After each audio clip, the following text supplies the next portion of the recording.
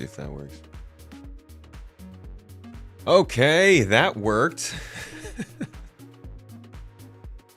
I hate technology. I hate all technology. I hate it all. I'm glad I'm not a tech YouTuber because I'd probably quit.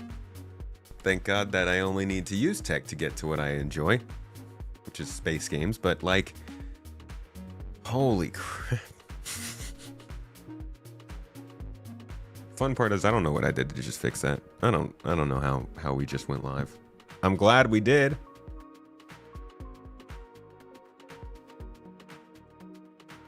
I'm great. I'm real glad that we're live, but what just happened makes no sense. And unfortunately, the only way for me to test that is to actually keep going live. So it's like spamming you all with good fun or just kind of hoping it works every time. But PK just beat down everybody in the hype train. Sorry, YouTube. I'm real sorry. We're quite late. If you were watching this after the fact, it is this was a weird start. A weird start to a good morning. It is Monday morning and I've got some good news. I do. Star Citizen Live was pretty good last week and I have not watched it. Many of you probably have. So, you know, you might be getting the same news you've already gotten. But some of you, like me, maybe have not. And I hear it's got a lot of interesting talk in it. It's the Star Citizen Live we were waiting for. So we're going to go over it here in a second, right after I write down Big Guy PK's name for the Toes Gang, because he has kicked us off for the whole month. Actually, it's December 1st, everybody. Yay! Hey, it's December. Hell yeah! Woo! Flowers in the air, dude. I love this month, all right? I love this month. It's not just because it's my birthday month, although that is an exciting part of it. No, it is one of my best friend's birthdays months. It is my sister's birthday month. It is my wedding anniversary month. It's Christmas. And most importantly, it's when we get the most anticipated patch of the year in Star Citizen. No, that is not most important. Most importantly, it's my birthday. No, I just like December. It's a fun month. I don't know. It's cozy, right? It's all about the vibes, to be honest.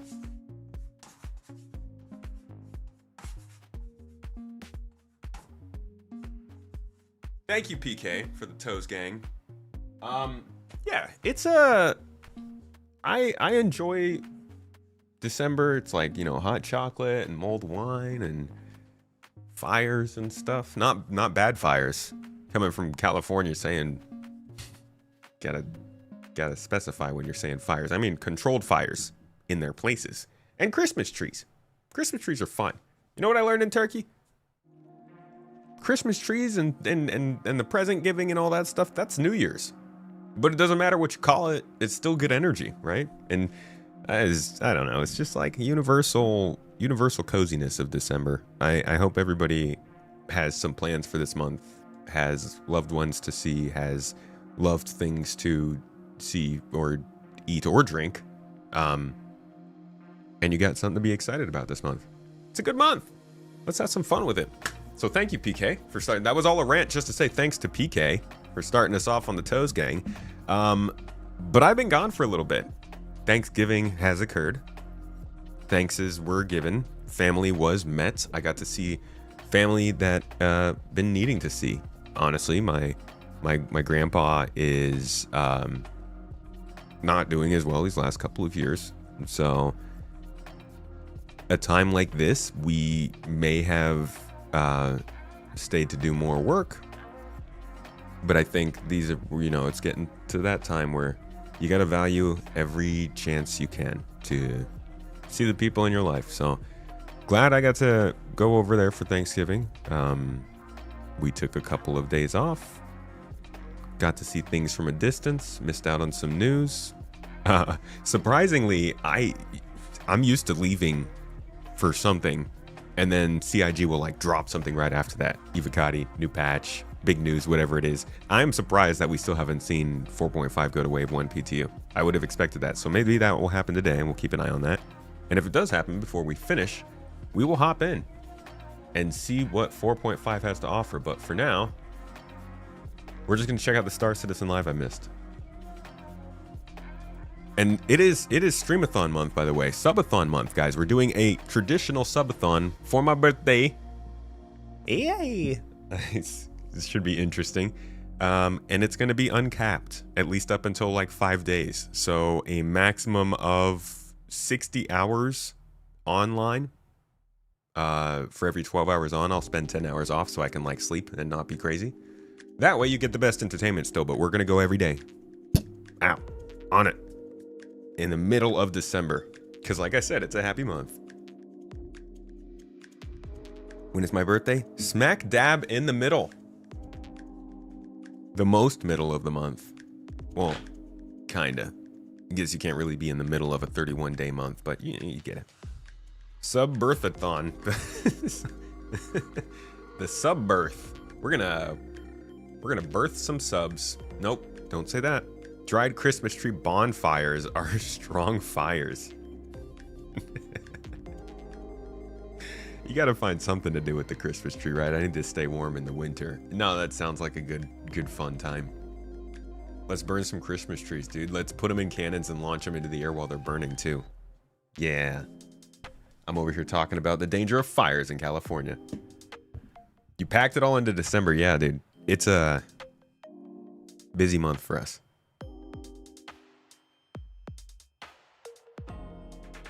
Gave Trispone ultimate revenge. Oh, dude, that was a great podcast episode.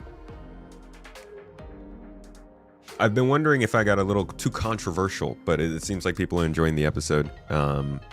Enjoy talking to Trispone about ships because, well, the dude is great at modeling ships. Do I know Gabe owners? Is that a Steam reference or Valve reference?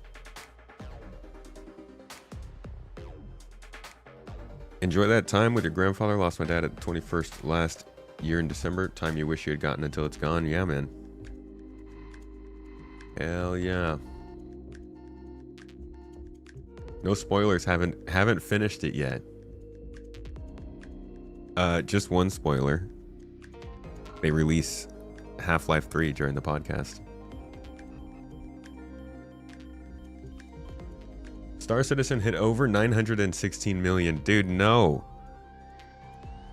No. No, sir. Is that where we're starting? Nah, I feel like I'm gonna wait. I'm gonna hold off on looking at the funding stuff until the last day.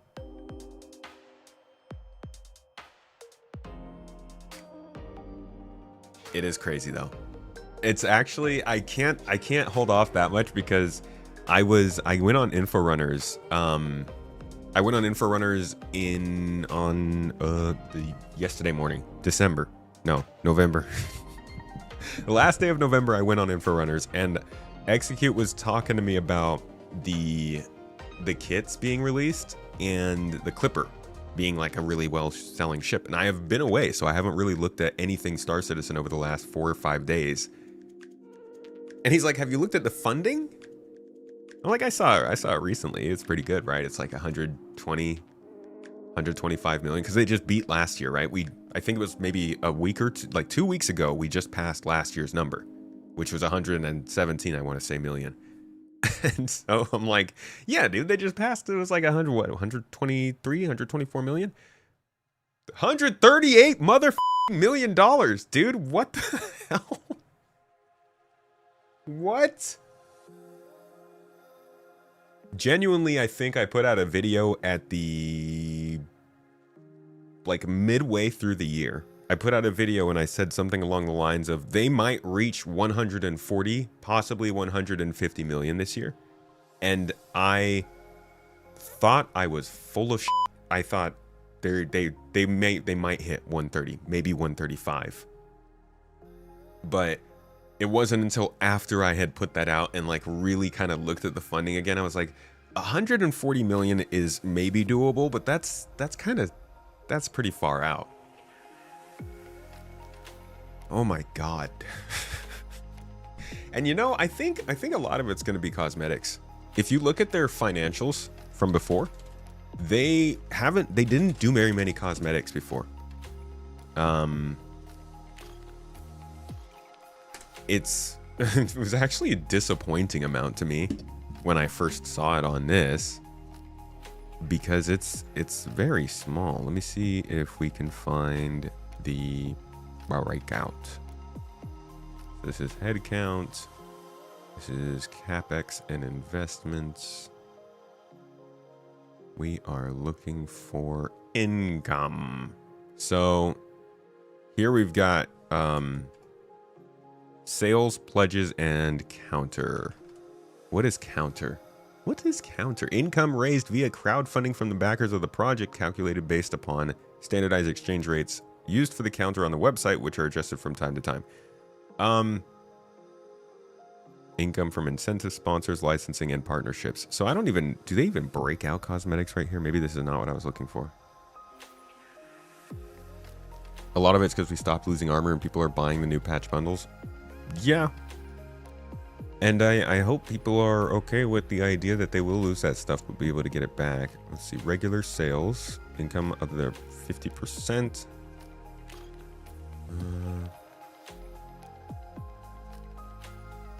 After inward investment in cash, near cash assets. Turbulente.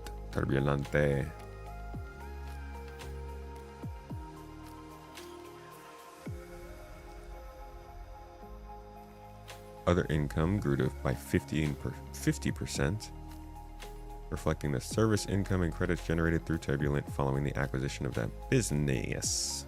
Here we go. Let's see what pledges are saying. Vast majority of sales are starter pack sales, granting access to the Star Citizen Alpha game, as well as spaceships and digital items immediately delivered and playable in the game. So digital items, that includes cosmetics. Smaller fraction of sales come from pledges for concept ships, which all come with an included loaner ship for included immediate use and playability within the Star Citizen Alpha. I wonder how much smaller that fraction is. If that's why they eventually were just like, let's get rid of concepts, we're good. Due to exchange differences in small items that are not included in the counter, such as shipping costs charged on physical goods, the counter does not completely represent all revenue received. Yeah, I guess. I think maybe it was in the actual file. This might be it. So that is their own summary of the financial situation. But they also, the actual file that they submit to the UK government, you can find that here on the internet for every year. Like the people who are constantly like, oh, this is a money laundering thing. Like, get the freaking tax documents, man. They're public. maybe they're cooking the books, but I mean, that kind of stuff can be investigated. You could get third-party auditors for this, and that's what they've done. These are coming from third parties. These aren't coming from their own company. Independent auditors, PricewaterhouseCoopers, Coopers, chartered accountants and statutory auditors, Manchester Hardman Square, 1 Hardman Square. You can look them up. Maybe they're not. Maybe they're backhanded. Maybe they're working for some shady characters. I don't know, but like, it's crazy to keep going back and forth about like whether or not this is a freaking money laundering or they're paying for the yachts. They're paying a whole bunch of people to work. Maybe they're not working on the stuff they need to at some given time, but they're paying salaries. Anyways, that being said, that's not why we're here. We're looking for what they earned. Profit, loss, cash flows, cash absorbed, investing activities, net cash. Oh, this might be a rabbit hole we don't need to necessarily go down. The point of this was, here we go, early access subscription merchandise. I don't know if merchandise is physical merchandise or if that includes stuff in the game, but that's a very small amount.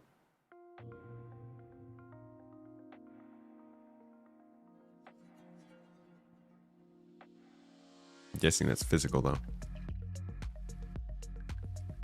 Maybe they didn't break out their sales of that stuff. Maybe it is all included with the ships as well. In which case, we don't know. we don't know how much they make from that kind of stuff. But in 2023, they were not selling cosmetics like they are now. That's the big difference. Is this was the year when they really made the jump. I think a lot of people have been saying for years now, like, when are you guys going to start to give us other ways of funding the game? When are you going to start to focus more on skins and cool armors and stuff like that? And this was the year. They did it. They've gone all in, and I do hope more of it shows up in game. I hope more of it is exclusive for specific things. I hope more of it is pretty rare and difficult to get. Maybe it is. I don't know. Maybe I need to jump in game more and get some of that stuff. Is this a new audit? No, that was not new. That was for 2023. Published in April of 2025. Generally, it happens 1 year after it's done. So this year, in probably the next 4 or 5 months, we'll get the 2024 financials. Wonder when the Apollo Armies is coming? Probably with 4.5. Looks like we'll finally get the Aurora paints from 2012 to 2014.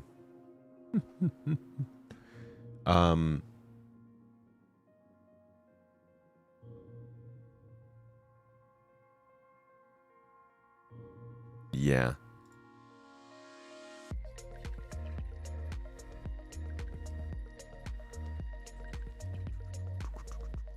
PwC is one of the biggest auditors in the UK. Well, okay, good to get. There you go. I guess they at least have a name for themselves. That being said, some of the biggest banks in the world also fund some pretty bad stuff, so being big doesn't always mean being good. The giveaway ended. Oh, we're giving away the Clipper. Oh, we're giving away the Clipper. I've been enjoying flying that around. I actually have to get some footage of that today, so I'll need to make sure that goes through.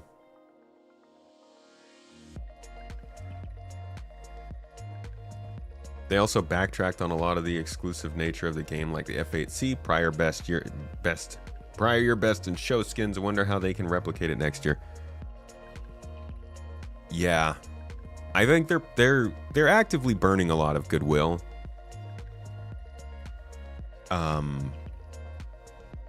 But they're also they're kind of in survival mode.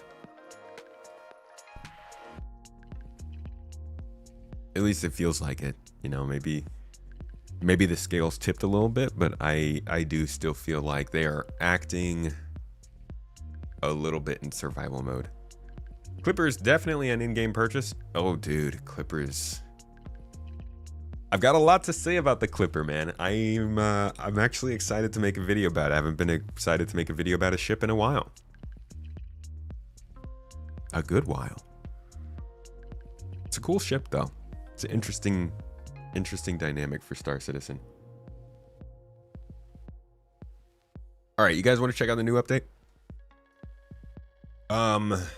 Before we get started, drops are on. So if you're here on Twitch, you are earning towards your armor if there's anybody who hasn't gotten it yet. Giveaway has ended for the Clipper, so we'll be pulling that at the end of the stream. Stick around for that if you'd like. If you do win and you're not here, don't worry. We'll reach out to you after I've joyride taking it out for a little bit on my own. And yeah, if you don't know what this is, we just watch stuff sometimes. Like, if it's interesting, we turn it on and we watch it and we comment and we talk and we say things, and it's fun. It's a good time. So hope you enjoy. Dustolum Oleum. Thank you for the Prime sub. Appreciate you, man. Don't want that ugly ass armor. Well, how about the not so ugly chest armor? You do have to protect your ass, but I understand. It can be a little cramping. All right. Let's watch Star Citizen Live. We've talked about this over the last several weeks. We were expecting there to be a IAE Star Citizen Live, as there is almost every year. IAE and Invictus. We get some pretty good drops of information with vehicles.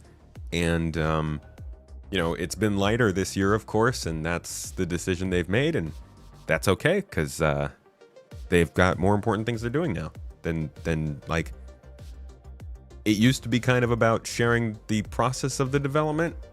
but now they are caught up in the process of the development. So we hear a little bit less, and that's okay. But at least during these Invictus and IAE times, we do get some pretty big information drops. And I've heard this one's got some good answers to the questions the community has had. So let's jump in. You'll get commentary. We'll be pausing. I'm going to break a couple of segments from this out, probably because they're pretty important topics that I want to cover on their own. And if you like this and you're watching after the fact, come join us live. Usually we do this on Mondays. Generally, it's insane time. Let's get into it. Change back. There you go. We haven't done this in a while. Hi, everybody. I'm gonna give us a Happy little Thanksgiving. speed here. They couldn't get me. We'll see if it's too fast. I'll slow it back down. It's too fast. I mean, I love you guys, but we're pumpkin pie. There we go. You guys don't have any pie? I've had mine. No pie. No pie. Just me. You guys don't really do pumpkin pie here, do you? No, we carve pumpkins and Pumpkins go out once a year. yeah. I had a fascinating conversation with the rest of my team about that actually, because back home we used to carve turnips instead, Oh, because you couldn't get pumpkins in the supermarket. How are we on big volume? pumpkins, Oh, you just okay. couldn't get them, so you used to get the biggest Swede that you could, carve that out. And that's what you'd use. they just charge twice as much for those nowadays. Nowadays, yeah, they used to be. He's being dimes, sultry. The studio experience team, delightful that they are, went to Costco, because we still have Costco here, and they came back with what they approximated was an American Thanksgiving meal, which was pumpkin pie, red vines, What? crazy delicious. Not Twizzlers. Not Twizzlers. Are they not? Red Get the vines? F out of here with Twizzlers. What? Is that a thing? Do people eat that with Thanksgiving or something?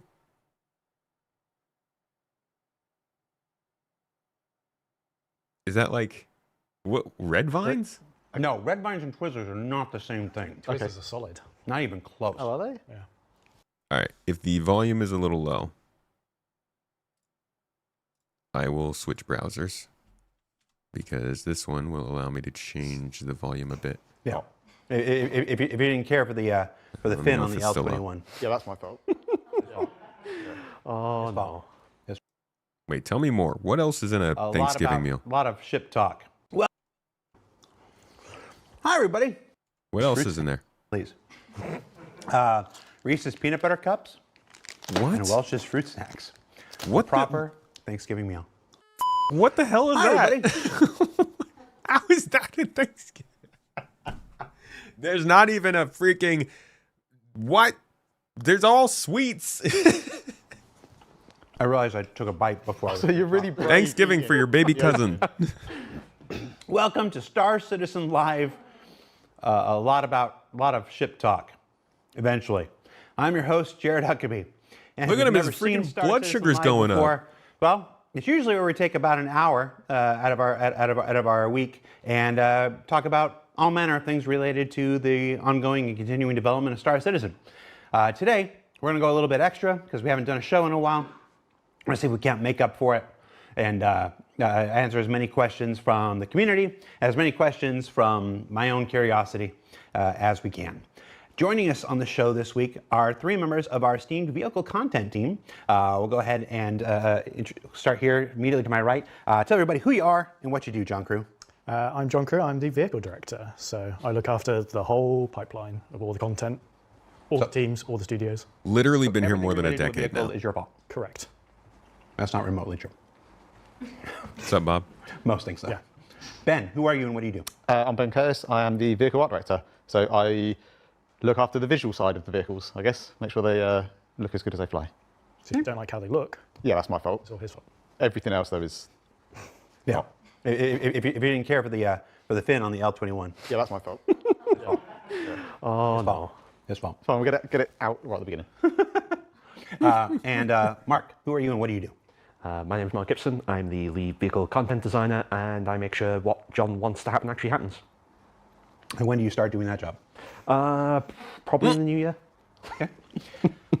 Tazda in chat says, question, should I have bacon and eggs for breakfast or beans and toast? Bacon and eggs. Bacon and eggs. Bacon Yeah. and eggs. Beans and toast. Or both. No. Yeah, both. The better question is, how do you do the eggs? I'm a simple man. I like scrambled. See, I always want to do them fried, and then when they go wrong, they turn into scrambled. I feel like scrambled is not That's fair. the simple choice. Bad That's fried egg. catastrophic. In the simple choice to fry them, just drop them into a pan. If you scramble them, you got to crack them in a cup or some the bowl, and you got to whisk it a little bit. Then you got to put it in the pan. You got to move it around so it cooks correctly. Like, that's, give yourself some credit, Jared. Yeah, that is a bad For Friday. some reason, it's the one thing I can't cook. Eggs always go wrong for me. So one thing I Damn. like about this beginning of this show is that there's a whole bunch of content creators who are like, bring back the shows and whatnot because we need your content to make our content and whatever. And I'm just like, yeah, that's why we do it. I'm just wasting your time. I'm just thinking about how many restreamers and they're like, we're waiting to watch. And It's funny because like I don't know why he says this, like content creators are some weird people. We've been doing this for like a decade. We're here for Jared's things and in the beginnings of these. Honestly, I think this is kind of a weird take because it's not just content creators that want this show to be here. It's I mean, man, I only became a content creator because I liked these videos. It wasn't the other way around. It's not like I saw these videos and I'm like, oh, I'm gonna be a content creator. Like they created a culture in Star Citizen where we absolutely adore the development and the way it goes. We love learning about it. We love seeing it for all of its warts. There's a lot of warts on this project, and we've enjoyed watching it and following it along and seeing them deal with the problems and then figuring them out. We've asked them to treat us like adults and tell us bad news and good news. And like, it's not about making content. And that, I don't know. I feel like there's like this weird thing where people like to focus on people making content. We like the game, man. But anyways, they have comments on things, and we're just wasting time talking about Eggs. It's an important topic. In all fairness, we did say we were going to ask community questions, and that was a community question. that was a community. That was a community question. That's the one. So it's all also normal. They always talk about food. We talk about food. We like that stuff. So this show's going to be a little different. We're gonna do some general chat. We're gonna talk about some high level things that I think are important first, and then we are going to get to the community questions. Like I said, it's going to be a longer show than normal. I can't tell you precisely how long, but there's a lot I want to talk about. We haven't been on the air for a while, CitizenCon notwithstanding. So I got you guys here. I came in on Thanksgiving. I want to make sure that we get the most out of this time. So let's start with some general conversation, some general stuff about ships in general, the project and whatnot. I want to start off with this year.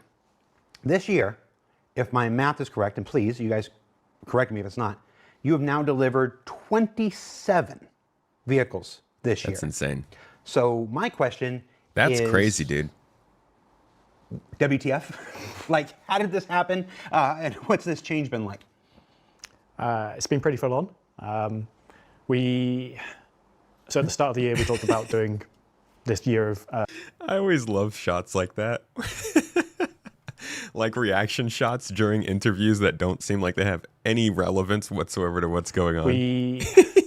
So at the start of the year, we talked about doing this I don't know year why. of That's so quality funny to life me. and content. So we sort of knew we were going to be working at this pace ahead of time. We knew that there was a lot of content to fill, a lot of ships to fill. I think we've done a pretty good job of that. Big thanks to not just the team that works on the ships, but all the supporting teams, like all the people who do the web pages and the marketing art and the trailers and economy side, QA, everybody, because it's all just a big group effort, especially to do it at that scale. Like, it's the most we've ever done in any year. Yeah. Last year was 23 or so. So Bro, it's crazy. even more this year is a big improvement. But yeah, But to be honest, I think this is really important. Let's dive into something real quick. I'm sorry, I'm doing a deep dive in the middle of the deep dive here.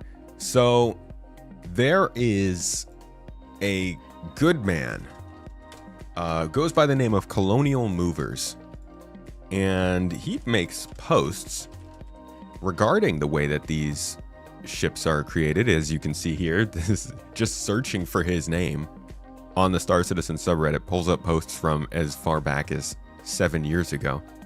But he's been making these regular posts here to kind of show off like how the ship backlog has been going, how they've been developing ships. And I generally touch in on this every quarter, as long as he's making them.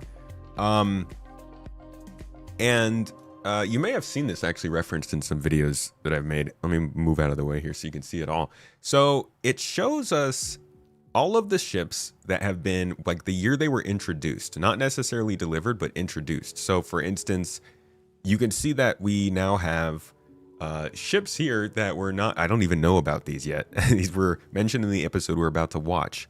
And if they're red, that means they don't exist in the game yet. If they are black, that means they've been filled out. The bottom rows here are variants, and the top are like traditional chassis. So down here on the bottom, you can see that there are a total of 227 vehicles and ships, including variants, and there are 187 of them complete. This was like a pretty big complaint, not even 3 or 4 years ago, that most of these ships have just not made it into the game, or most of the ships that have at least mattered yet. A lot more of these ships have been making it into the game over the last few years, and a very big difference this year was that none of the ships that were introduced were concept ships. So they're starting to move into a much more reliable position when it comes to the ships they've delivered. Plenty of these back here should have been delivered by now, but the gameplay doesn't exist, so they're lost to the void. Like, if the Genesis Starliner was brought into the game now, they'd bring it in and it would just be an oversized Cutlass Steel. We could be kinder than that. It would be a Starlifter with a bunch of seats in it. And then they would make passenger transport 2 years down the line and realize that they needed to add the Drinkifier, or whatever the heck it's called in there, and have to redo the inside of the ship. So they try to avoid putting these ships in, these big ones that depend on a certain type of gameplay. Endeavor depends on just an absolute ton of stuff. The Crucible is repair and rearming. The Orion is a different type of mining. The Banu Merchantman depends on player shops. And the whole D&E obviously are just ridiculously large, and we'll learn more about those in this episode too. The Kraken is actually in development, but needs landing pads and ways for other ships to land on it securely. The Vulcan, repair and rearm. Pioneer, base building. Nautilus, mine laying. The Ranger just needs good two-wheeled physics, and we don't have good ground physics. The G12 is honestly kind of a waste. I think it should have been released by now, but it's not. Liberator also needs the same thing as the Kraken. The Odyssey needs more exploration, quote unquote, long range scanning and stuff like that. The Raylan is in development. The Expanse needs refueling. The Galaxy is coming next year. Legionnaire needs hacking and docking to work better. You get the idea.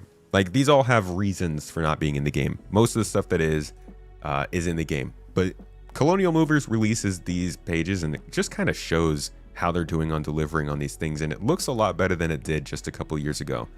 They've started to get a lot more of these ships delivered that people were like, when the heck are you going to even work on these? And I think that's good for them. But 27 ships in 1 year obviously is like, they don't even really introduce 27 ships in most years in terms of an idea. The fact that they introduced and delivered, I mean, they didn't introduce all of them in this year, but they introduced a lot of them this year, and they delivered. It's kind of crazy. The ship team has really saved Star Citizen. I mean, it's the reason Star Citizen exists in terms of funding, but man, they came through in a time when they really needed it, because I think they were expecting Squadron to come out a couple years earlier than this when they took their investments for it. Either way, that's just a little, like, I don't know. 27 ships on its own is an impressive number, but the way that they've scaled up and gotten better at delivering on their actual in-game assets is a detail that will always be missed when this conversation goes outside the Star Citizen community. Like, they're making some solid progress on hitting certain milestones. It's not gone without its challenges, but I think we've done pretty well on there. Yeah, I think I'll be honest. I lost count of how many we've done this year. It's been a lot. I think the kind of like the transition to the like the monthly releases and everything. It's it's been full on, but I think we kind of weathered it pretty well. I think there's been no secret that we've been kind of expanding the vehicle team a little bit over the last couple of years, and we're kind of starting to, I guess, see some of the benefits of that. I think we've also I guess we're still in progress of kind of like changing some of our processes and how we kind of tackle ships. That has kind of allowed us to speed up. Our concept team's grown. Like, everything has kind of grown a bit to allow us to kind of get a little bit more kind of throughput. I think, it has been a challenge, but I think I think the team are in a pretty good place with what they're able to deliver and the speed and what we can deliver. We've ticked off a few big ones, ticked off a load of small ones, and it's kind of finding that balance of getting through some of the big ships, but also still being able to deliver a whole bunch of kind of new and exciting ones as well. Finally getting the Idris out the door. Yeah. That. Yeah, and I mean, some of that stuff. We kind of got thanks from the other teams on the other project that have helped us. The with that. Idris, the Polaris, and the Perseus all in 1 year is a lot. Not bad. Side of things, but I think it's been a busy year, but it's been a good year. Like everyone's come to the end of it. It's like, do you know what? I'm very proud of what the team's delivered. Oh yeah, yeah. No, and it's been reflected in every metric. Our daily average users are way up. Our concurrency is way up. Well, tell us. And I think Tell us. They will never tell us these numbers. I want to know, what's the daily average user number? some of that stuff as well, to be fair, is Come on. we can't lay claim for that. Like some of that side of things, if the plan at the beginning of the year for the year of kind of stability, The video is improvements, sped up. I think has meant that there's more people want to play and they want more ships to play with, and so the kind of work of some of the other teams outside of the ships that have kind of helped with that. Isn't too side of much. things. So I want to follow up with another question. So 27 ships. About how many were from the backlog? My next question is, there's this question that always happens. We're just going to jump right into it, guys, here. The decision between making a brand new ship that nobody's ever heard of, straight to flyable. And by the way, you missed the fact that not a single concept ship this year. Yeah. This is our first year we've done entirely straight to flyable or backlog ships. No more, the era of selling JPEGs or whatnot, as the folks on the internet like to say, done. But where was I going with this? But the choice between the backlog ships, like how does that work? There's folks out there who are obviously waiting on their Banu Merchantman for however many years. I think it's almost 12 at this point, and stuff like this. Versus getting a brand new ship like the L-22 or whatnot. How do you make these decisions? As we've said this a few times, but as you say, always someone's first show. When it comes to the backlog ships, I know somebody is on their keyboard right now typing in marketing. quite a few years ago, we decided that we're not just going to release ships that just don't have their gameplay loop, or like their main gameplay loop. And for a lot of those older backlog ships, they rely on features or gameplay loops that just simply aren't in the game or won't be in the game within the period of time it's going to take to make that vehicle. And I can't remember how many backlog ships we did this year, but I know the backlog has gone down because of it. Like, we've not added to it. It's net decreased. So when you look at the ones that are left, there is a sizable proportion of those that fall into that camp of they require feature gameplay loop. And we but not all of them, John. Where's that G12, my friend? Why did you get us the MTC instead of the G12? Why? Want to start and go through a whole vehicle to get to the end and not be able to release it. We'd rather use that time and resources to do other things. So the backlog pool of ships to pull from is relatively slim, so that has to be balanced against, we've got 11 patches this year. We want to have a ship in every patch. We've got Fleet Week and IE, which we need to have a lot of ships in. So it's always a back and forth of shiny new content, upgrading older content with gold standards, and then delivering backlog ships. So that's a good answer, and like you just said, we have answered it before, but it's important to continuously reiterate this again. It's the first show, and sometimes people just don't pick it up from the first time. It's while we don't always succeed. Obviously, the Clipper just went out. It's got a fabrication station in there. Crafting is not in just yet. Whatnot. There is a certified and deliberate effort to only make ships that come with their gameplay whenever possible. So and that's a major factor in why we make certain ships versus some other ships. While making 27 ships this year, and while working down not adding to the backlog with no new concept ships, while cutting down the backlog with delivery of those ships, you also, I think everybody's aware at this point that we're on the cusp of releasing finally our first version of engineering. Like, we have been talking about engineering so long. The first time we mentioned it, I was dressed as a vampire.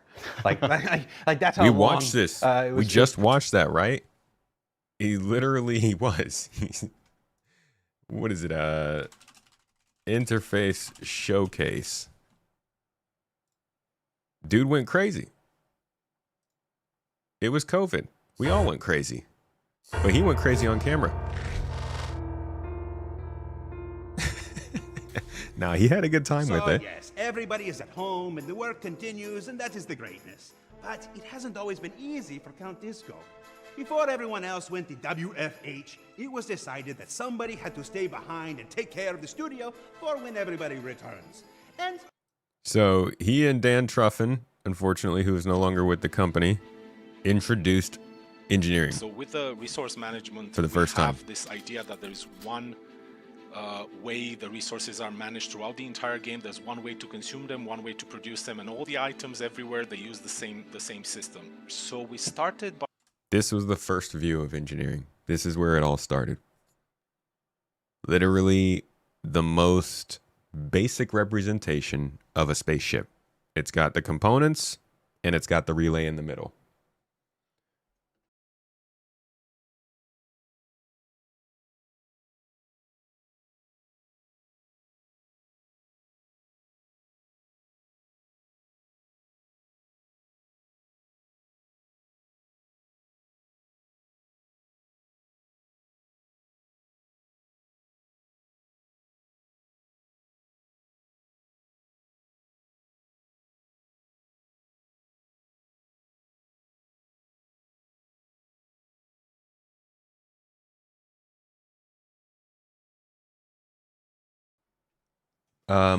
So this was the like a representation of a spaceship, right? This is the battery, the lights, the turrets, the power plant, the fuel tank. And they like slowly built it out. I mean, they explained it further here with like a full representation of these kinds of things, but it's come a long way. And it's a pretty big deal that it's actually getting put into the game. Like this is a very, very big part of what makes Star Citizen, and what a lot of other game systems are dependent on. And the fact that it's actually coming this month, maybe, that's great. Pre-pandemic, and we are on the verge of finally delivering this first version of engineering. We're currently shooting for December, before the end of the year.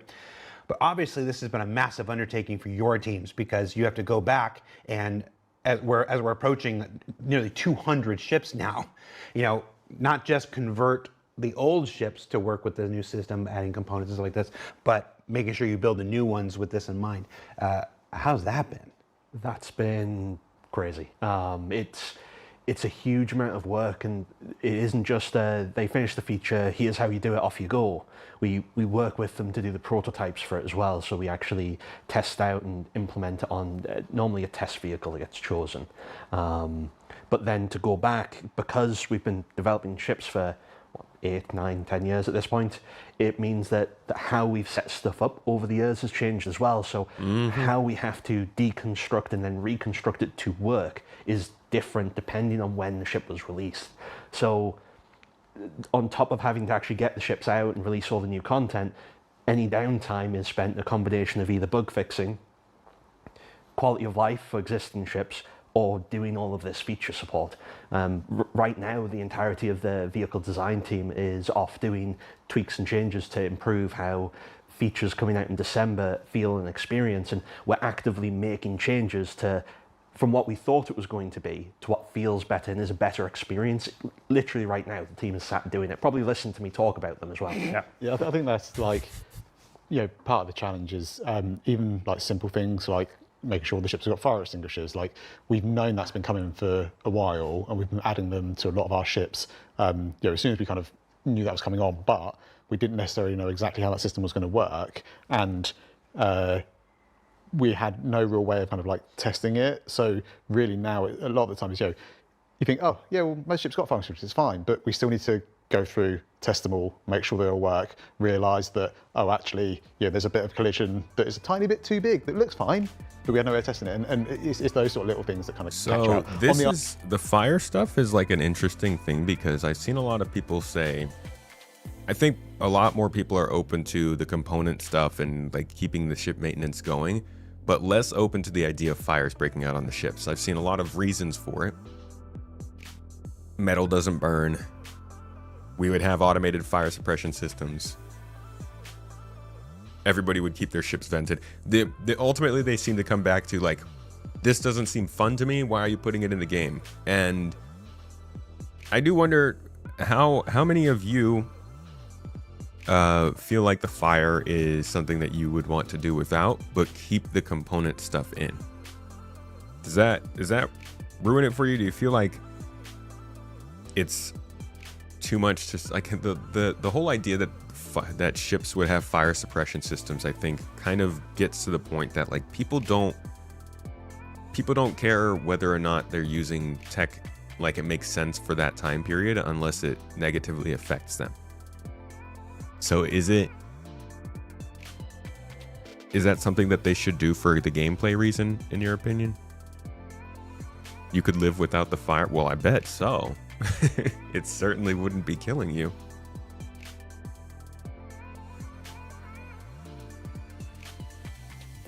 I feel like the fire system is a look at what we can do in our game kind of system.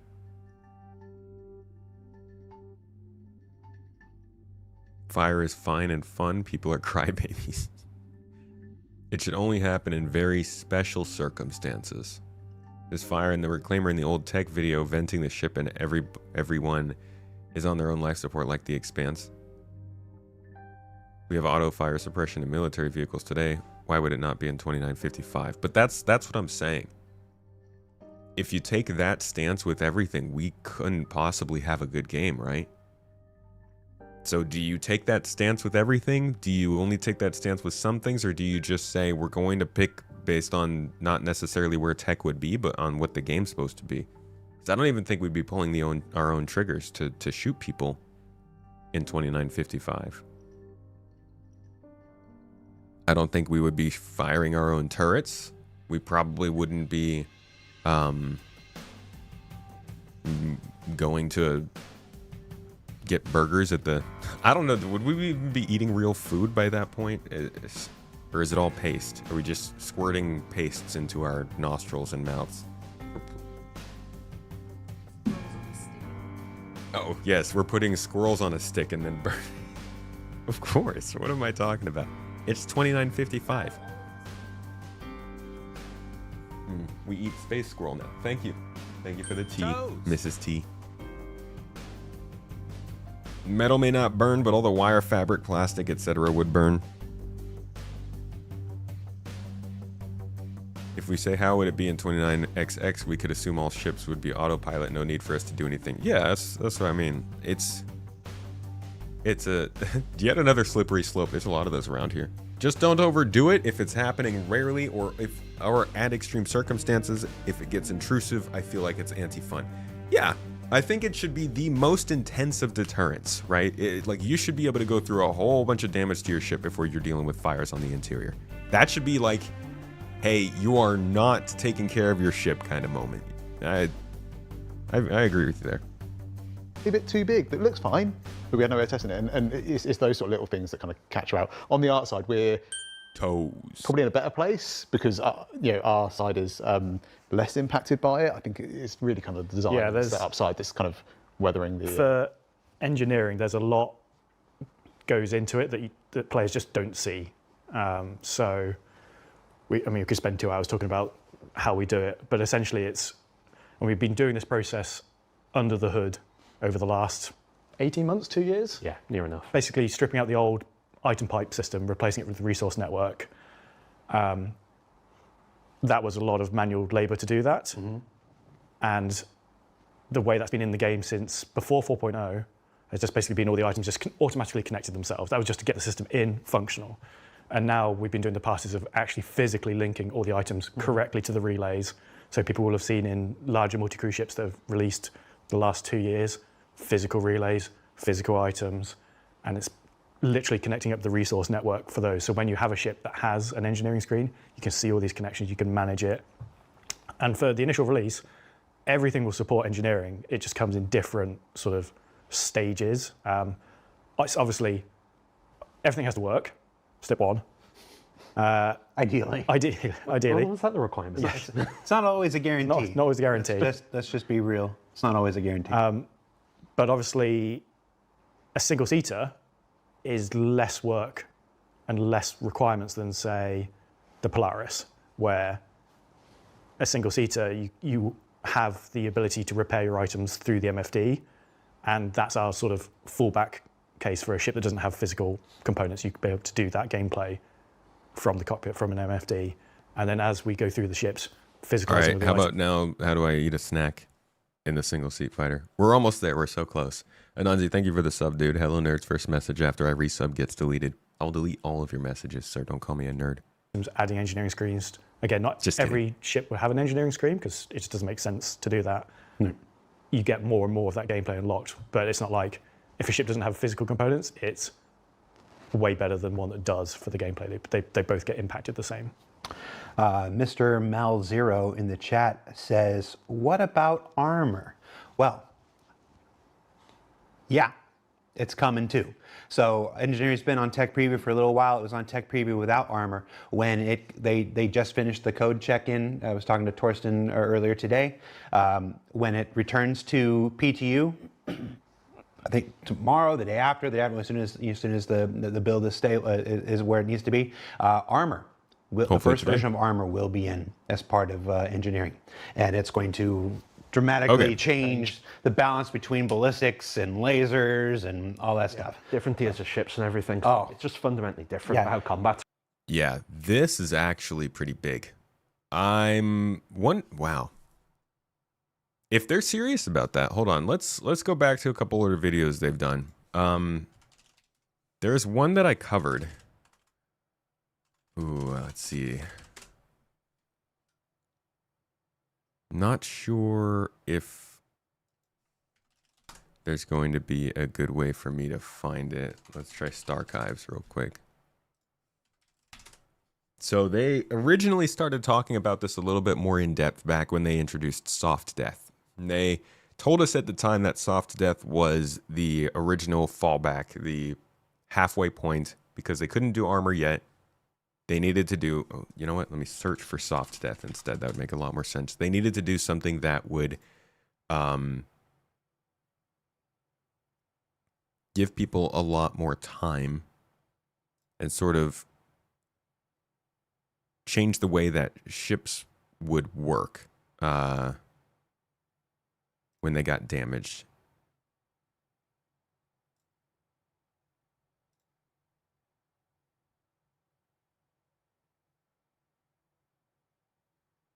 All right, let's see if this one has something in it about that.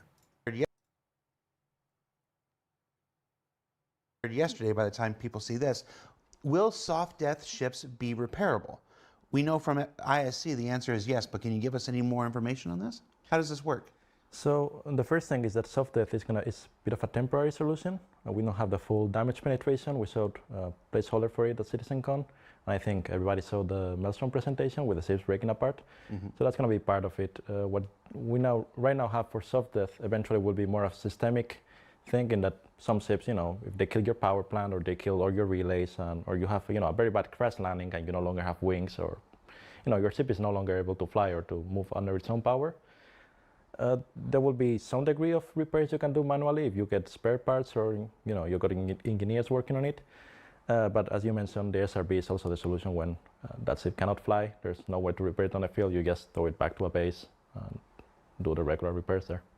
And so I understand. So like I said, right now we have this soft death. It's this the entire thing doesn't just destroy. It just becomes kind of a potentially useless hulk. But with the SRV, we'll now be able to grab it with a tractor beam and pull it back to a repair station and get it repaired instead of waiting for the insurance payout. The repair isn't in yet, so you will be able to move it, and but repairing, I think, doesn't, like, we didn't prepare for that yet. So that's 2023, November 2023. This is 2 years ago. And last year, they gave us another video where they talked a little bit more in depth about engineering and what they were aiming to deliver with this first version of engineering. If I can find that, Yeah, here we are. I just need to find the part where they mention that dead stuff. in the water ship after exchanging or repairing the components. So we mentioned one of the new components, which is the life support generator. So let's talk about life support. The life support. All right. So here's where they talked about it last year. This is, again, talking about the engineering system, but really this is about the way that ships are progressing towards being something that doesn't necessarily just blow up. It becomes a new form of game mechanic. It is a derelict. It has parts that you can salvage. It is made of materials that you can use to craft new stuff. It is offering habitation if you can power it. It's offering power if you can siphon fuel out. Like, a ship doesn't end when it dies anymore, is sort of the goal here. Plant reaches 0 health, it will run into a critical failure, and that critical failure then will cause the entire ship to explode. It will give the player a time frame to react to that, so either by removing the component and throwing it out of the door and preventing your ship to explode, or even countering it by repairing the component and bringing it up to life again. For the initial release, we have a limited amount of misfires, but we are preparing the system, or we did prepare the system to scale well for the future, so we can introduce multiple misfires, and that leads us to damage penetration. Here's the important part. Damage penetration is a simplified version of what we'll be getting eventually with a more physicalized system, but essentially what it means is that now certain types of weapons can penetrate through the hull of a ship. And this is a function of the weapon itself, its penetration values, and also of the armor of the ship, which can be depleted over time. So if you use ballistics, you have a higher penetration, which allows you to cut through the armor more deeply and touch the components inside the ship directly. As opposed to this, you also have energy weapons, which will be more effective at melting down the armor. The goal here is that you first need to bring down the armor health value to get to the fullest potential of your penetrating weapons. Then you can penetrate the ship and actually damage the components that sit inside the ship and not on the outside of the hull. Obviously, there's degrees to this. Larger ballistic weapons may have enough penetration against smaller ships that it will be able to penetrate directly, but it's all of a game of choices, and it's going to depend on your ships and your weapons. So with damage penetration and misfires happening, that brings us to repair. So this keeps going on, and this is, like, again, you can tell there's a lot that can branch off of this and work differently. This all combines with their Maelstrom damage system to eventually be incorporated in a way that allows for ships to be more systemically destructed and just kind of ripped apart. I'll show you a showcase of Maelstrom here. We can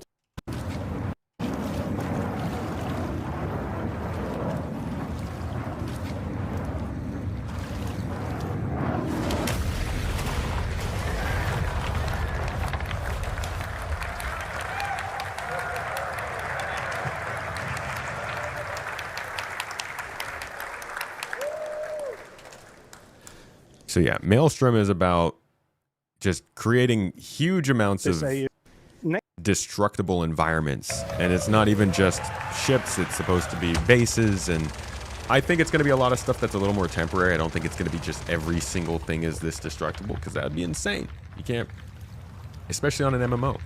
But this goes back to the original damage models that they were trying to show off when they first were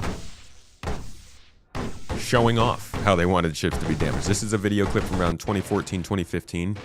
And in the same way, they were showing kind of the damage mapping and how it would fracture or affect the shaders on the ship. But this also showed how a ship would fracture and break apart based around the physics and the damage being done to them.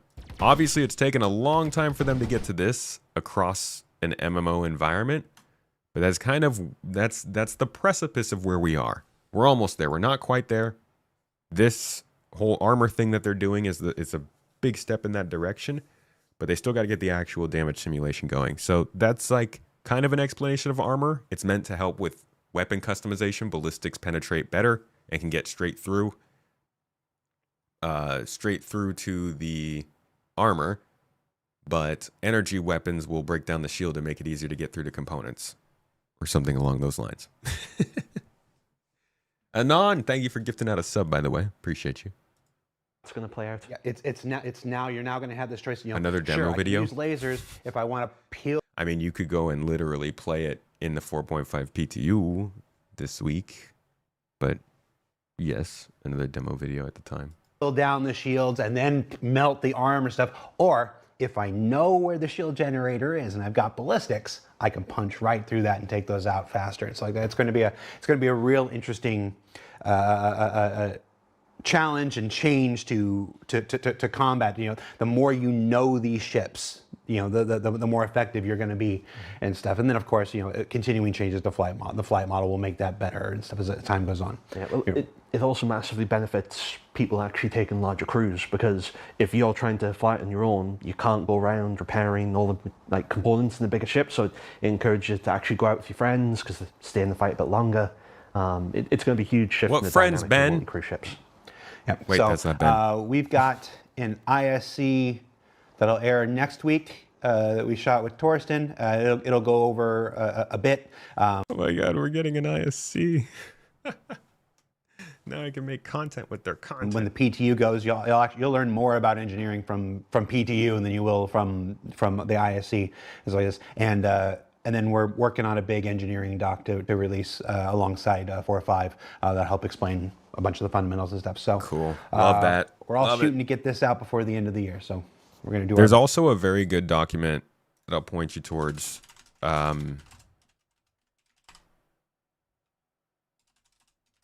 I don't know how easy it is to find. I think it's this one. It's actually not very easy to find because you have to know exactly what to search to find it. It's not on their website anywhere, but it tells you basically everything that you need to know from a standpoint of how ships work and kind of how these like components are going to fit into the function of ships. I'll link this in the chat for you. But searching Star Citizen components power signatures will probably make it come up for you if you're watching this after the fact. And this is like a good one if you just want to get a primer to get ready for engineering. This is a good thing to read to really understand how this is all going to work. Best. We've talked about making all the new ships. Talked about, you know, the choice between backlog stuff and weathering. There are still also, there's this other class of stuff. There are still flight-ready ships who are still needing their gold standard, their gold standard. So let's explain what the gold standard is real quick. And if you're so inclined, give me a list of what ships are getting their gold standard in 2026. I know it's a kind of a one question, but and then I can't get in trouble. I'm gonna push for it. I want to know what ships get their gold standard next year. So gold standard, I mean, it's a term that kind of gets thrown around a lot, but for me, it's about if we were releasing that ship today, making sure it has all the features, all the functionality of a ship that we are releasing that's brand new. So really, it's going through and just kind of like, you know, ticking off all of its components, its physical items, the different interactions, making sure the metrics are correct, and it's really just kind of bringing it up to the gameplay experience that a more modern ship would have. It's less about kind of making like stylistic changes for the just because you can. I think there's you know something to be said for kind of keeping a ship's history. Now we have, you know, obviously you know, over the last 10 years or so, you know, things have improved in how we kind of create the ships. So, you know, we do tend to go in and make some material changes. We might relight it and do those sort of things. But I don't really want to go in and take away like the kind of core DNA of a ship. If we're going that far, then I think we may as well do a Mark II or a Mark III or whatever it might be. But for me, gold standard is just bringing it up to the kind of the functionality that we would if we were kind of releasing it today. Okay. So that's gold standards. There's a lot of questions from the community. Now Jared's like, okay, that's great. Now which ones? Thread, and we're going to get to that in a few minutes here.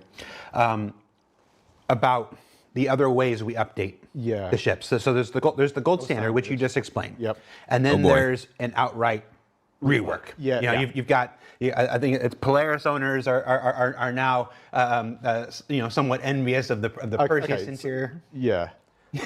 Star Runner owners are looking at the Clipper's second entrance and being like, "Where's my second entrance?" Okay, Star Runner's a good call out, but let's be honest, 600i is probably, I would say the 600i and the Reclaimer are and the Starfarer, like the 3 oldest ships with the most obvious rework needed, because good golly gee. I mean, the 600i was literally, they took the 600i, learned from it, and then built the 890 jump, which was better than the 600i, but even now you can look at the 890 jump and be like, that also needs an update. So the fact that the 600i, which they learned from the mistakes of to make the 890 jump, hasn't been updated, it's like, oh my lordy. That's the real problem. It's not the backlog. It's the ships that need updates. 600i. Yeah. Just leave that there. Sometimes we do a gold standard. Sometimes we shoot for a rework, and sometimes we do a Mark II, as we did with the Hornet. So talk to me about. No. Sometimes we do a Mark II. No, how the choice between a rework and a Mark II comes about. So with the reworks versus Mark II, it depends on what we're trying to achieve and whether what already exists actually achieves that. So using the 600i as a prime example, just as a talking point for one, when we made the original 600i, we had a particular vision for how we wanted the interior to be used and laid out, and then as the game evolved, we realized that the interior just doesn't work for what we actually want the ship to be able to do, what we want to achieve, what we want the experience to be while using it. And realistically, if that ship was left in the state that it was, it wouldn't actually fit its role or purpose within the game.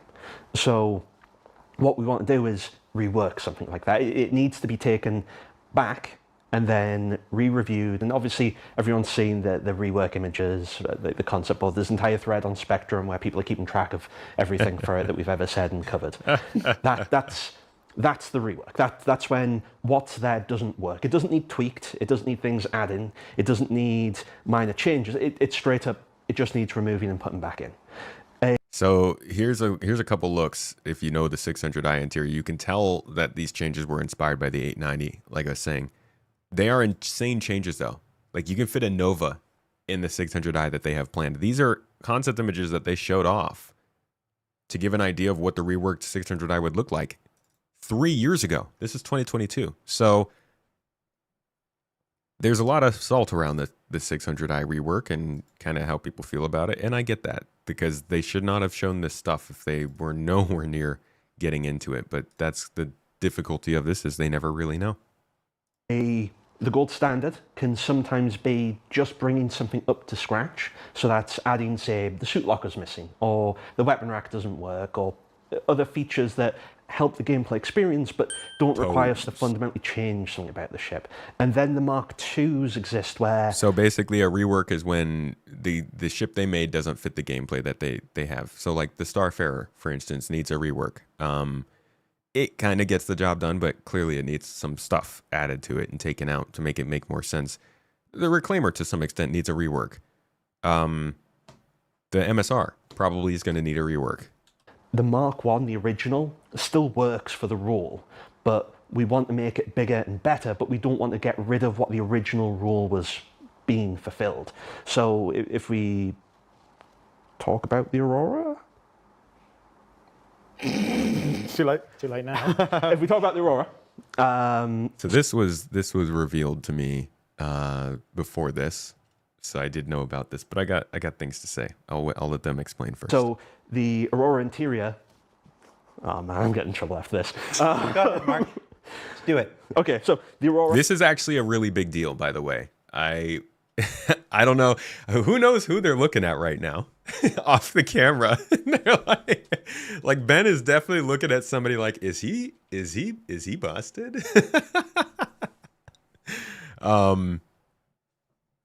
Yeah, it's actually a big deal for them to be making an Aurora Mark II. So the Aurora is obviously getting a gold. It's not obviously, but people are now hearing the Aurora's getting a gold standard. If you've been reading the monthly reports. Yeah, we knew that. Is it in the monthly report? Yep. Thank God I missed that. Okay, so the Aurora is getting the gold standard. So what that is, the interior still mostly works, but there's some tweaks needed to make it work with our gameplay loops. But we don't need to strip the entire interior back. It needs a place to put weapons. It needs a place so you can actually walk inside with storage boxes. It needs a fire extinguisher. We don't need to gut the entire ship. So that's why the Aurora is getting its gold standard. It doesn't need a full rework. And we don't want to change what the Aurora is, because the Aurora's, it's the Aurora. So that's when a Mark II might come along, because we do something bigger, better, different, something we're more interested, engaged in, something that allows it to be more than what it was, but is something new. Don't give me this might stuff. But why? But I don't understand why. Why don't they just make a new ship? Why do they have to make an Aurora Mark II? I've got so this is like a little bit of a gripe because of the way they've treated the whole Mark II thing. A little bit of a gripe because I think this is just feeding into the confusion they already created. It's actually not a big deal. This is gonna happen. I'm gonna be annoyed with it for like a day, and then we're gonna move on. But the original reason they made the Mark IIs, there was only one ever Mark I. That was the Zeus. The Zeus was the first ship RSI ever made, and it was I think the first ship to ever get into space or something, or I don't know. It did something specific, but this was the original Zeus. And so because this existed, they wanted to make a Mark II, and so they used the lore to say this is the Zeus Mark II. It wasn't that they had a ship in the game and then they wanted to go and make something else that fit a different role, like they're saying now with the Aurora. This was lore. This was just the straight up like the story that they were telling. And the other reason that there was a Mark II was also lore. Where the heck is that video? Wait, I know that's here somewhere. I pulled it up. Here we go. This is the Hornet. Listen to this explanation of why there's a Hornet Mark II, and then tell me there's no other reason. There's no other time they did a Mark II. So this whole explanation of why they're doing the Aurora, this is the first time they're putting that information out there. This idea that they realize that a ship should be something different than it was, and so they're making a new one. This is the first time they're actually doing it. It wasn't last year. It wasn't the Hornet. It wasn't the Zeus. These things were already spoken for. So this is a big piece of information they're putting out, and I think it's kind of giving them an okay, a little check off to start to go a little wild with like just remaking ships with the same name. I don't know why.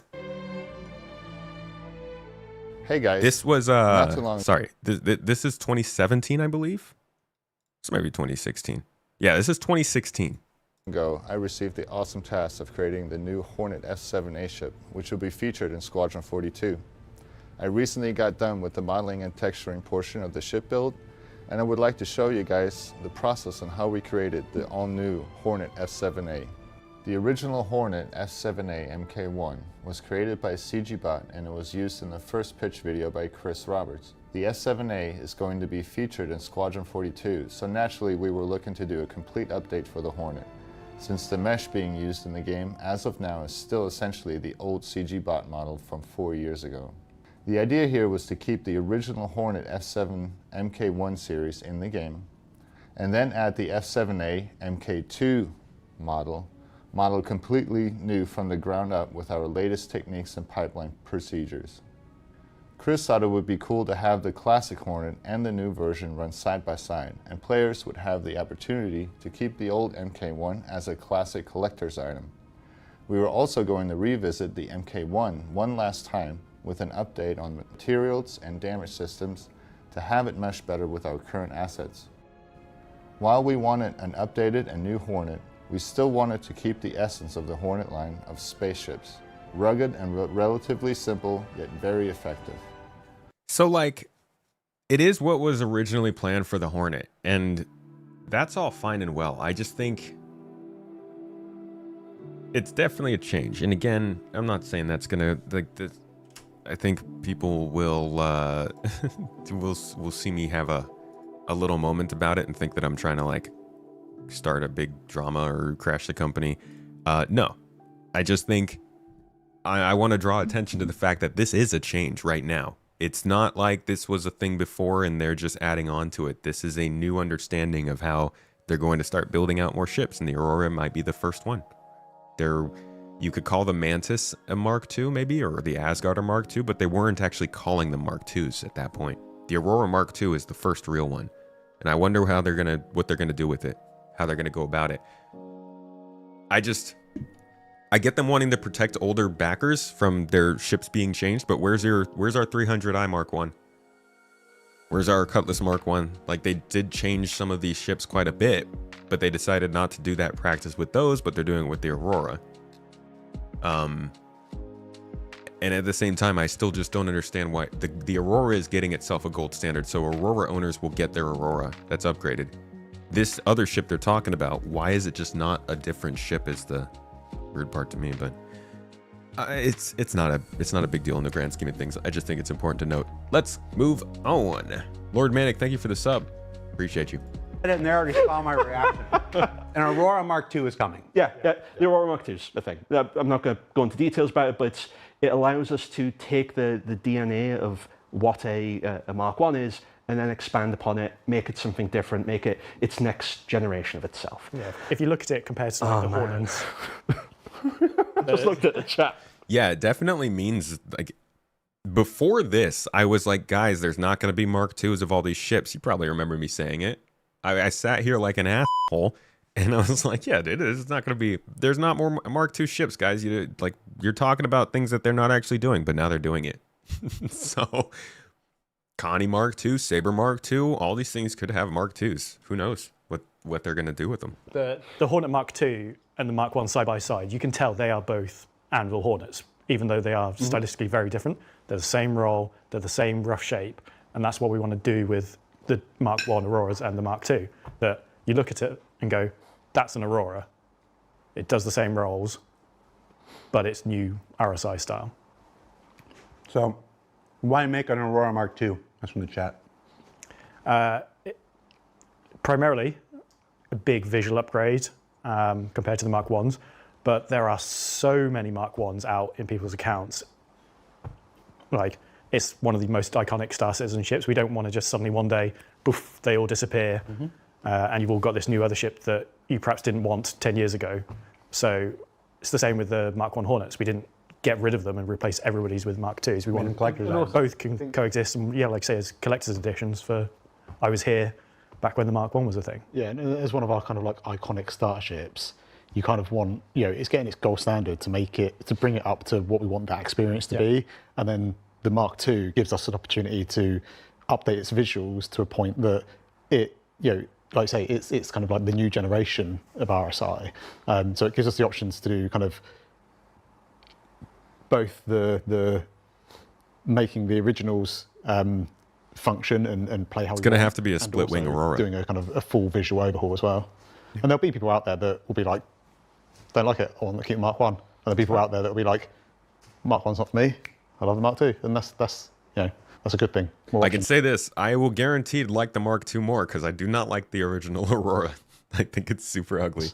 So I'm going to say something, and I don't want you to react one way or the other. Then just don't put the camera on us. But with the opportunity, there's been a fan idea out there for as long as I've been here, well over a decade, for what an update to the Aurora. Wait. So just reading chat, do you guys think that they're going to stop selling the Mark I Aurora? Like that's kind of what you're getting from what they're saying? They're just going to, they're basically discontinuing a ship, but finding a way to not discontinue it, and they'll just stop selling the original. This is their way of making sure the Aurora matches the Cutter and the like the other newer starter ships. And I guess that means that we were going to lose the $45 start price for the Aurora. I wonder if they'll do the same thing with the Mustang then. Like, is this their way of eliminating the $45 starter price? You just eliminate the $45 starter ships and sell their Mark IIs as the new starter ship, a little bit more expensive? Right, same as the Mark I, but again, the Mark I Hornet was planned. This is coming out of nowhere, right? The Mark I Hornet happened because of Squadron 42 and not whole plan. This feels like they buffed what a starter ship is, and now they're trying to get the Aurora to be back in line with that. Mustang's next. Down with the Mustang. Right. Good. Do. And I just want to know. You think the price will be similar? Have you seen it? And you think it'll be $45 still? Rather than being in line with like the Cutter and stuff? $59.99. Are you considering it? What, adding ramps instead of stairs? It is cool to have the Mark 1 Aurora. That's what I'm talking about. That's pretty cool. Absolutely considering ramps instead of stairs, don't worry. Okay. All right. We'll leave it at that. We'll leave it at that. And we'll go ahead and confirm that's coming in 2026, because why not? It's on the 2026 schedule. First half. Enough. There's nobody left to get angry at me. They'll sell all the Mark 1s later. The vintage There have been sale. a few cargo capacity changes recently.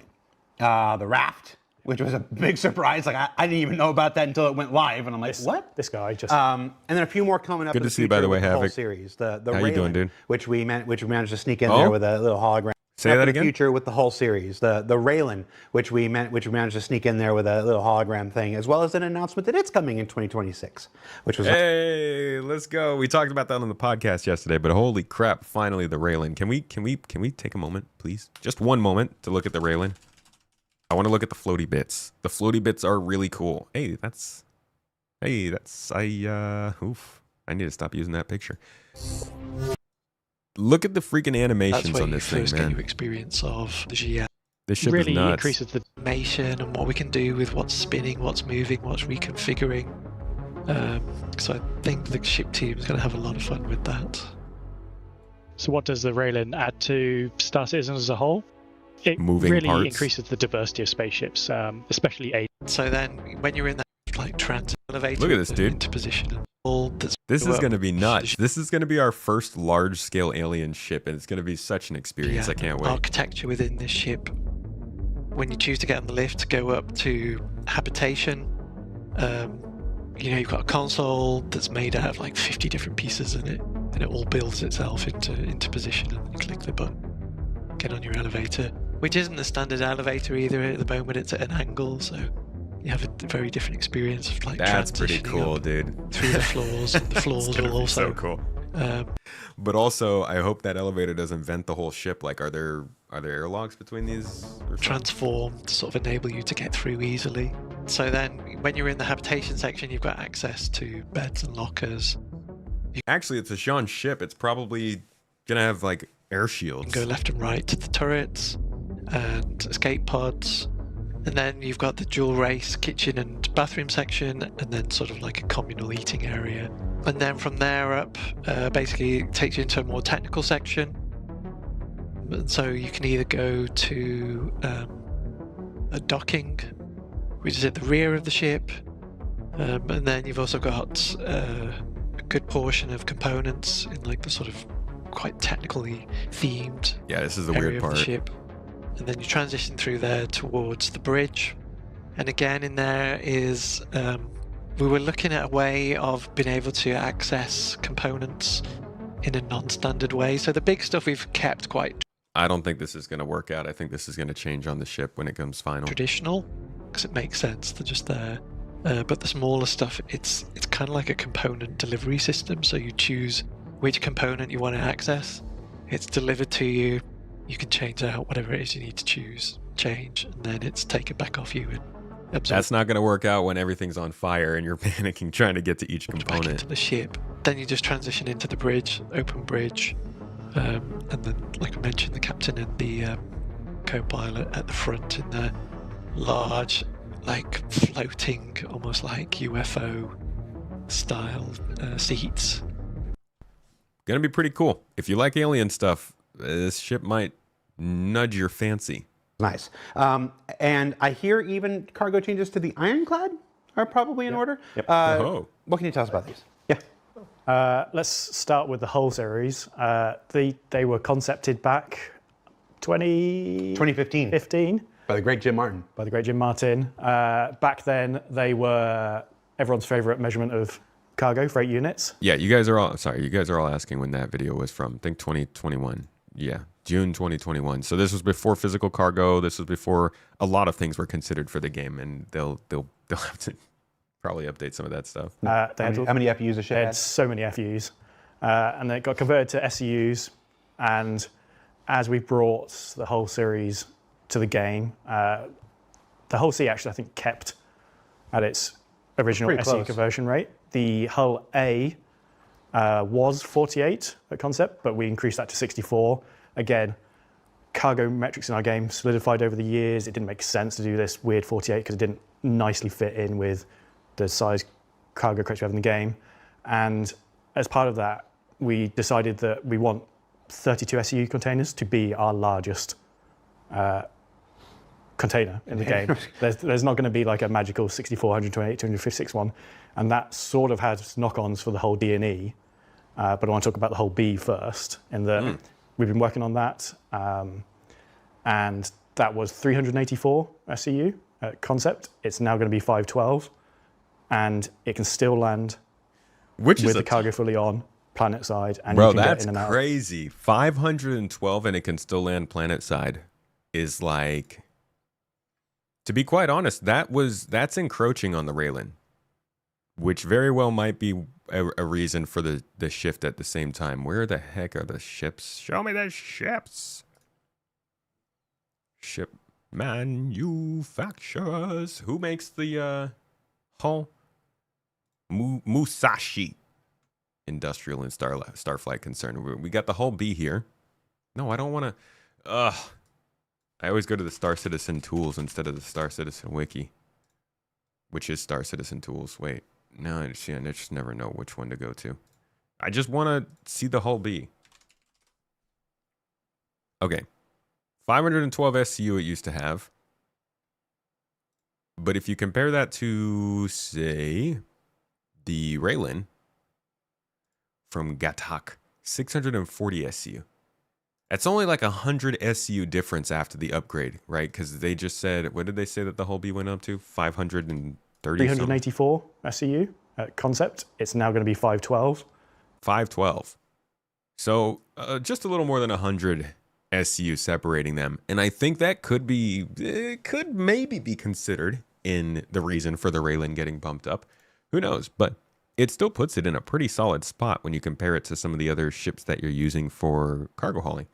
Let's look at the C2. So the Crusader C2 is 696. So that's like only 180 SCU more, but you can store the cargo on the outside of the hull B. So you have a lot easier time loading and unloading that cargo. And does this thing come with the tractor beam?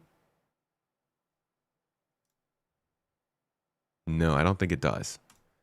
But that is it's not bad. The whole B being 500 and something SCU of cargo is pretty good. Both of those values are the updated ones.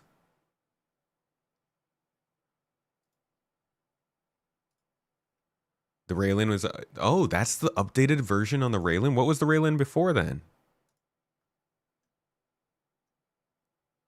Yeah, then it's definitely why they bumped it up. If this is the new version of the cargo. Previously 320 SCU. Hell yeah, they had to bump that up. Holy crap. They had the Raylan going at 320? Wasn't the thing supposed to be competing with a Caterpillar at least? How much does a Caterpillar carry? That's a really surprisingly low amount of cargo. Not surprised that they updated that. Let's see where the Caterpillar is. 576 SCU on the Cat. Oh my god, yeah. The hull B is competing with the Caterpillar. That just completely changes my idea of what the hull B is. Good for them. Wow, and it lands in atmosphere, and it's storing cargo on the outside? Brother. That was 384 SCU at concept. It's now going to be 512. And it can still land with the cargo fully on, planet side, and you can get in and out of it is an important thing. There was a lot of finagling. Yeah, they're still in the bracket together. I'm surprised. Dude, it's so weird.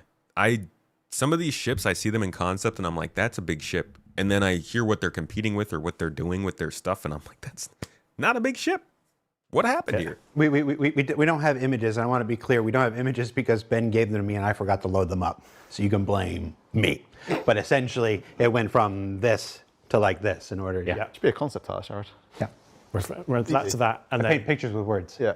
Slightly longer, but still within the same hangar size. It was a little bit of a headache. But we tried a lot of different things. But yeah, we got there at the end. So Yeah. Well, it'll be all right. It'll be a nice reveal when it comes, and you're working on it now. So that's all we'll say about that one. What do you guys think? Alien Week for the Raylan, or is that too early? That would be pretty quick.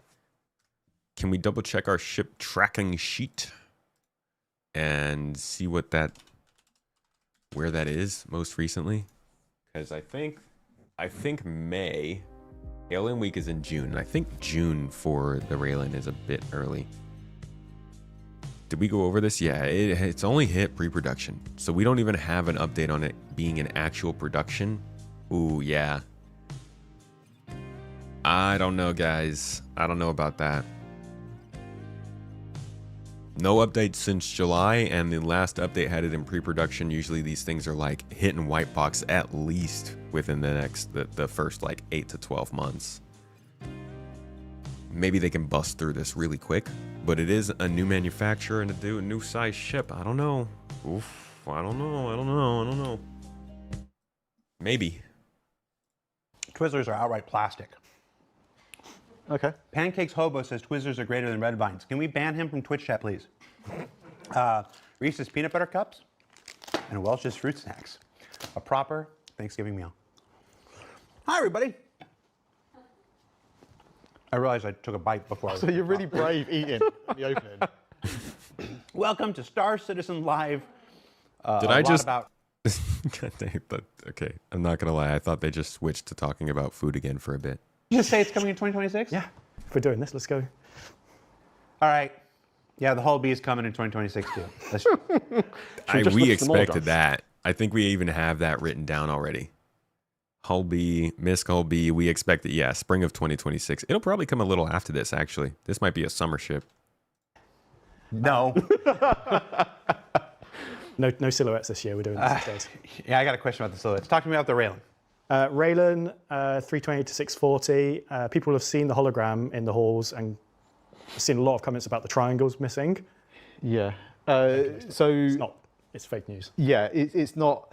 So the hologram was based off of the game we have in the model we have in game at the moment. We are currently working out exactly what we're going to do with the cargo on it in terms of I want to keep the aesthetics there. I want to keep it as close as we can to the original concept, but I also want to make sure that it works. And you know, like I say, we don't want to end up with these weird shaped kind of cargo containers. So we're trying a few different things.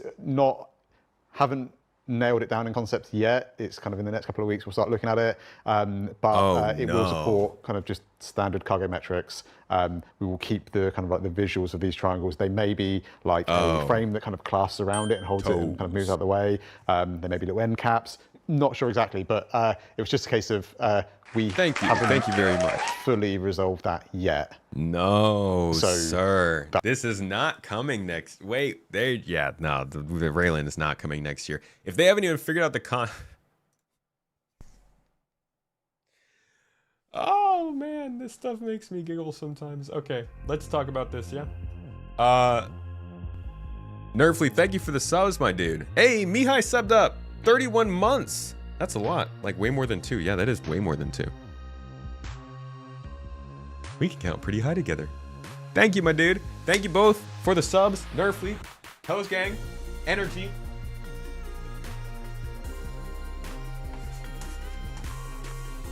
Thank you, Nerf. Appreciate you, dude. So let's go back to a fun little Q&A that was revealed for the Raylan. Because I have been checked on this in stream. Thank you very much. I've been checked on this very thing. I was like, what are they going to do with the, whoa, Cuban? We got a Cubant up in here today. Santa-ing it up. Give it up. 20 freaking subs, dude.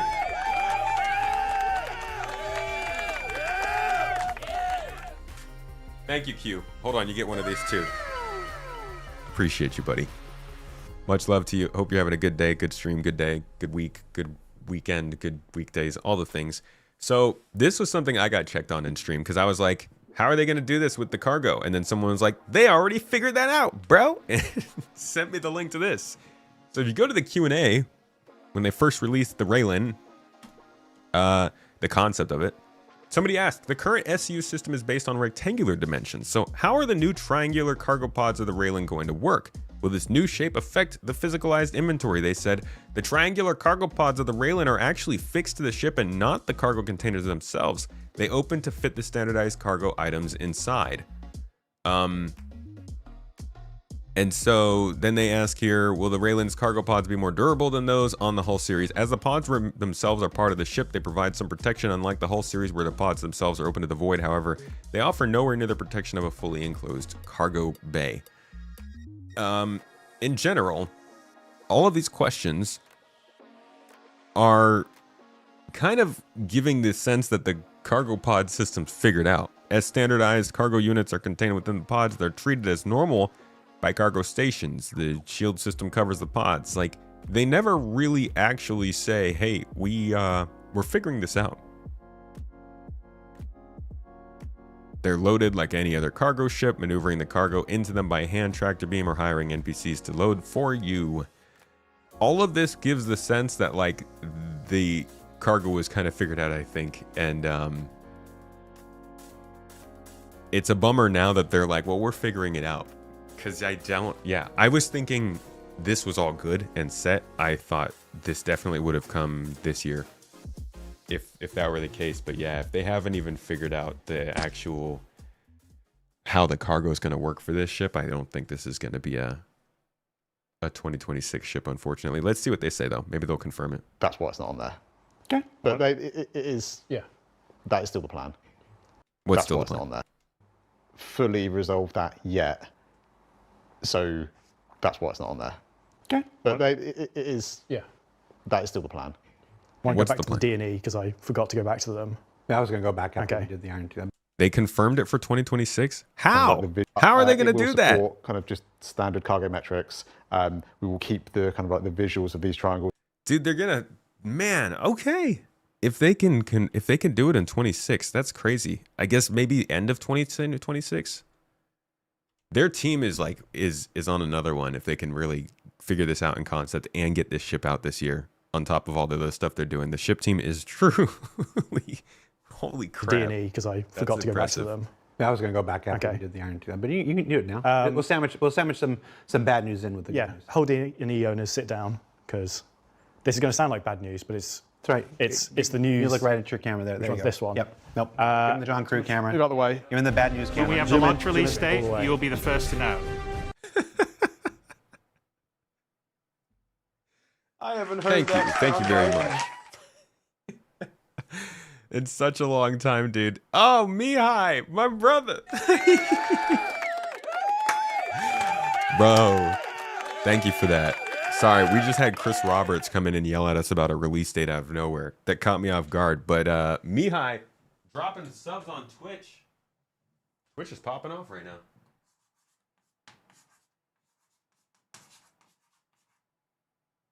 You know what? Why am I writing it over here? I genuinely YouTube. Not to take. Thank you very much. Twitch is using up a lot of space.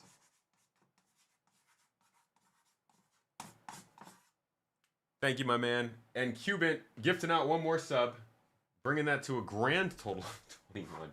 Appreciate you, dude. Let's keep talking about these ships. Your cargo capacity is going quite a long way down. So the D, and I've got my notes here, is going down to 6,912 SCU, which is a lot of SCU.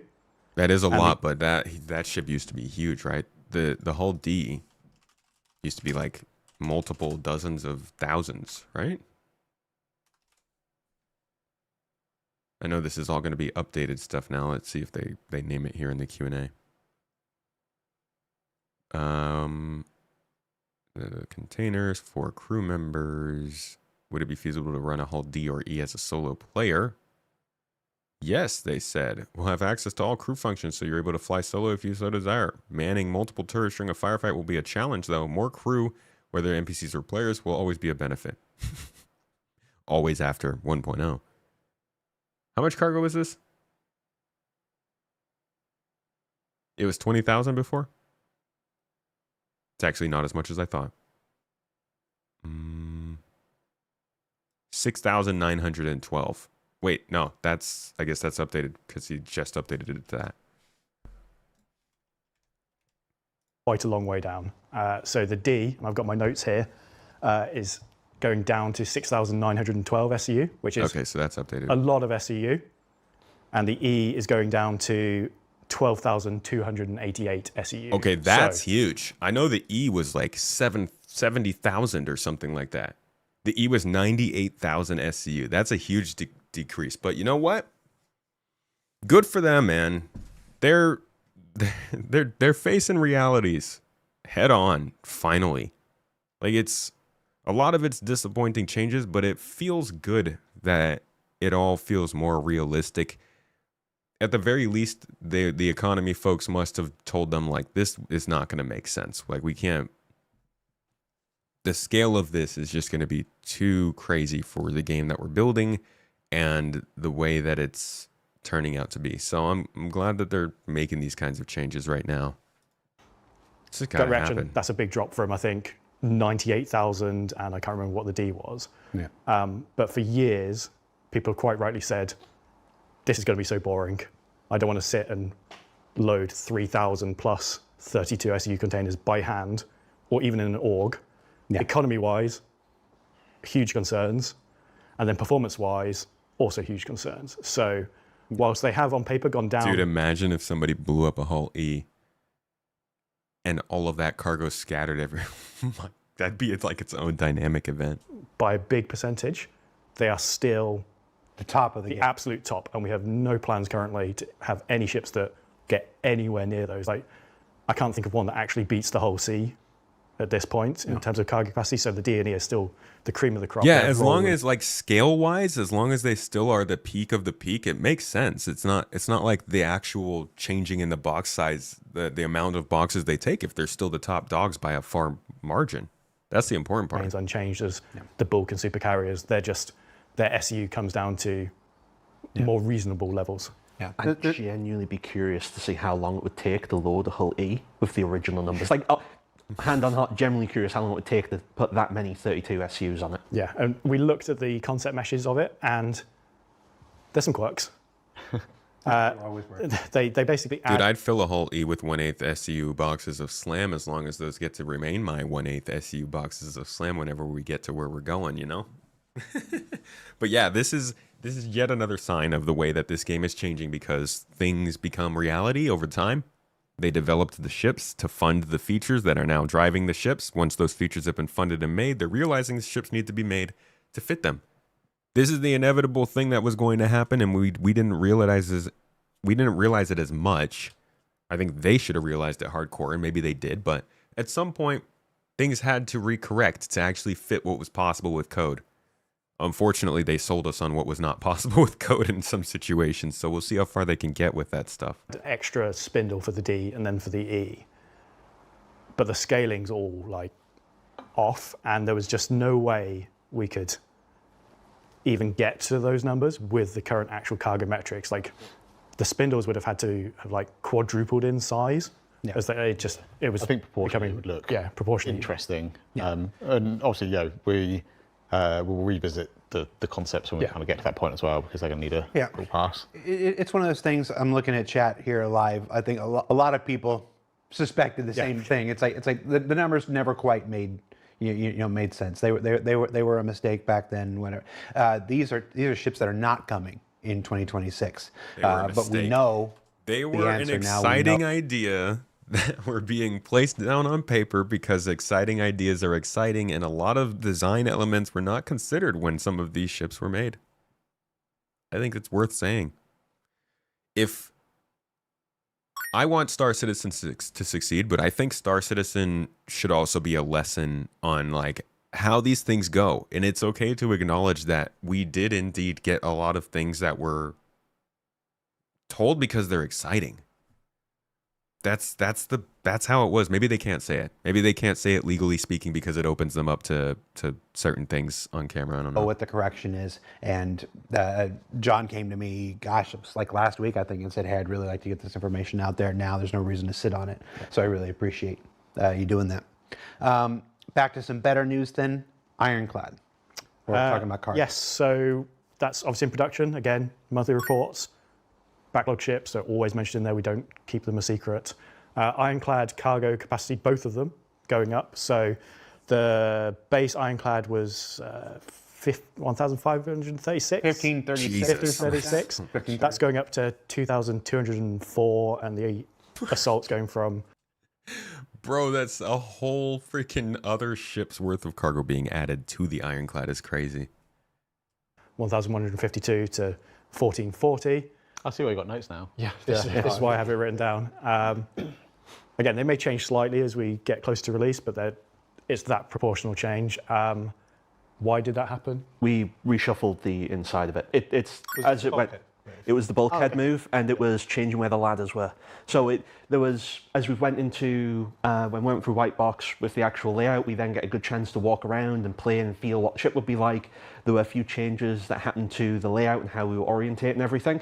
And as things push and pull around a little bit, there's a little bit more space. It made sense to fill it, so we ended up putting a little bit more cargo in there. It's one of those things where there might be a little bit of change. We'll never go down, but we'll sometimes take it up a little. Well, sometimes might go down. Talk about the whole D and whole E. But that's cool though. Made sense Good for the layout Ironclad and everything. So just got a little bit more cargo because it made sense to add it, and it looked dumb not being there. The Ironclad's going to be like the Perseus. The way it releases, it's going to be bigger. The Ironclad release is going to be probably one of the biggest ship releases in a long time. I could see the Ironclad being a bigger release than the Polaris. Obviously, it's not going to be the Hydrus, but like the Ironclad is a very loved ship. Look, just like and it's coming at a really unique time where like big ships are starting to actually make sense and mean something. It's like prime time for the Ironclad to come in if they do get it in May. So I think that's it, isn't it? When we were looking at it, there was some gaps in the cargo grid, and it's kind of like, if they're justifiable, it's fine, but when there's just a gap, it's just people are just going to shove more cargo in it anyway. Yeah, so. right. Well, it was just because the ladders moved. Yeah. Originally, there was paths so you could get the ladders to the catwalks, but because we moved them out to the side, it just didn't make sense for it anymore. The Aurora Mark 1 sneak peek image that went out a few weeks ago was sat in the Ironclad's cargo hold as a background, just for a little bit of a... Oh, we didn't mention when the Aurora Gold Standard arrives. 2026. 2026. It's also coming with all those damn Kickstarter campaign I've gone paints. pretty Sherlock Holmes on some of the old paints. Trawling our archives and the internet, trying to find all the details of the paints that... Going back to the original Kickstarter were page. once promised before my time, and... Literally some of the oldest outstanding things. One of the reasons I really respect and enjoy working with John and Ben and sometimes Mark is that we can have a conversation at like 11 o'clock at night about how, guys, if we're going to do this gold standard, we really should dig out these paints. We really should dig out, these things that existed before I was here, before you were here, figure out what they are, Yeah, I'm annoyed by the fact that I can't get the YouTube chat on the screen right now, but the new host for the stream did not have a pre-built solution, so figuring that out.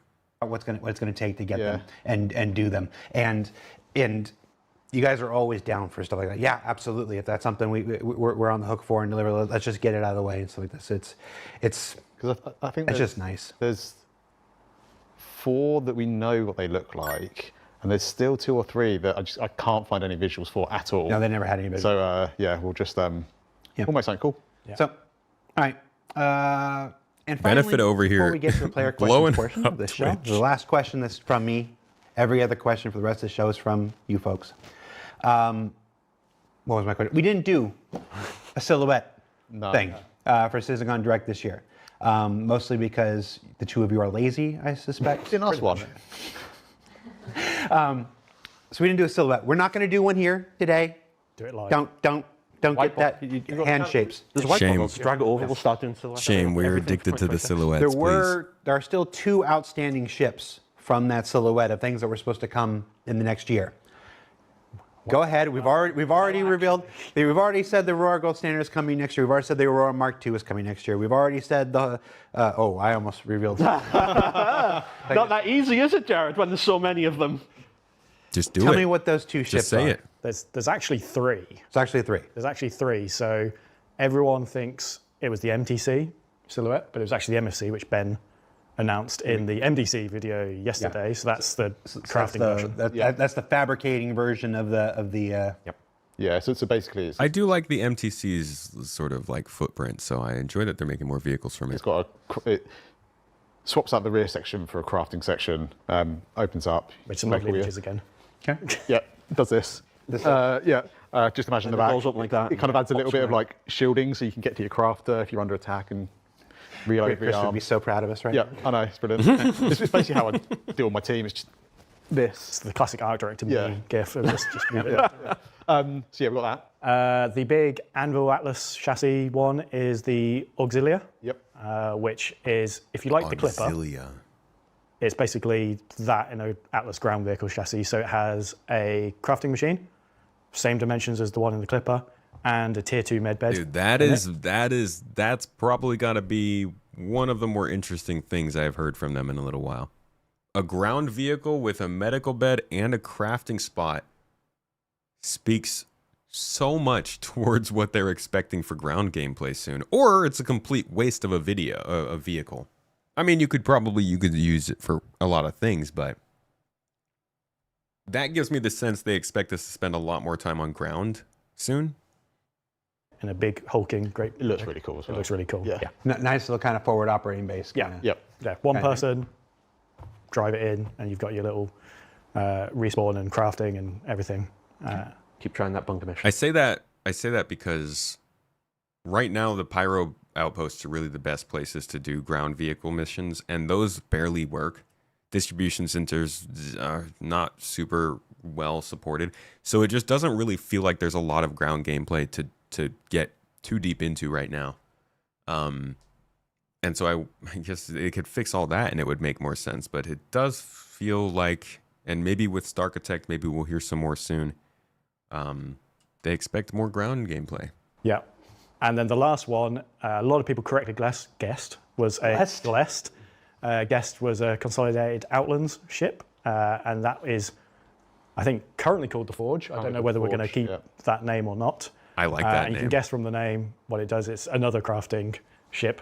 It's basically a small to medium-sized solo ship with a whacking great crafting machine, bigger than the ones people have seen in the Clipper and other ships.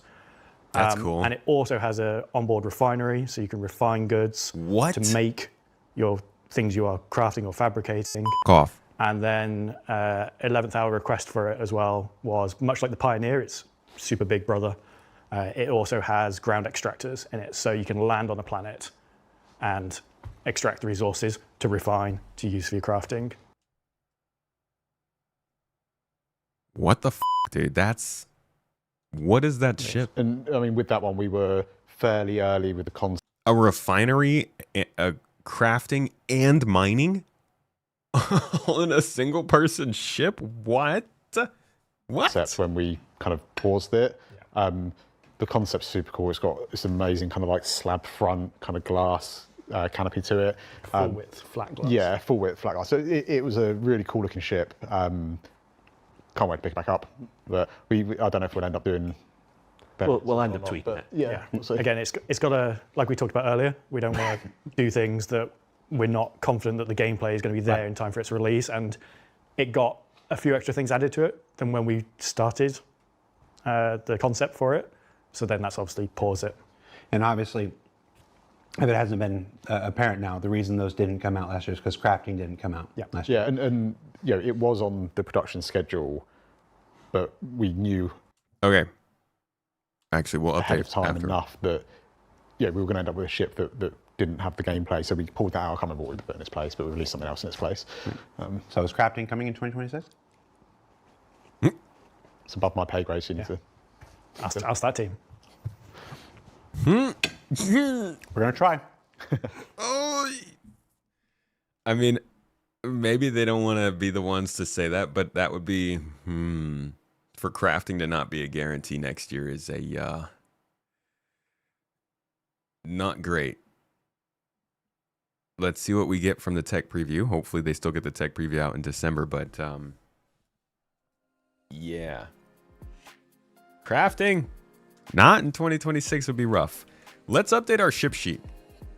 The old ship sheet. So, our last ship was the CNOU mystery ship. We can now rename this to the Forge. We know what it is. Hey, it is a kick-ass. Honestly, I don't know how else to put that out there. Looks really weird but interesting. We're pretty excited, but predictions are all over the place. Okay, so now we have our update. Mini Pioneer. I'm gonna call it the Baby Near. And ground extraction, crafting, and refining in a small body. Get that update for us, luckily, on November. When did this come out? 28th? Expected release, don't know. We're gonna say medium for the second half of 2026, but like if they didn't seem too certain about that.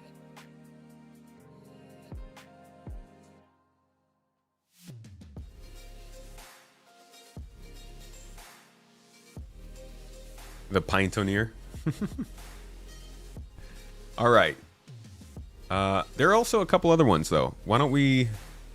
So the CSV-FM was something. Let's copy this and make another one.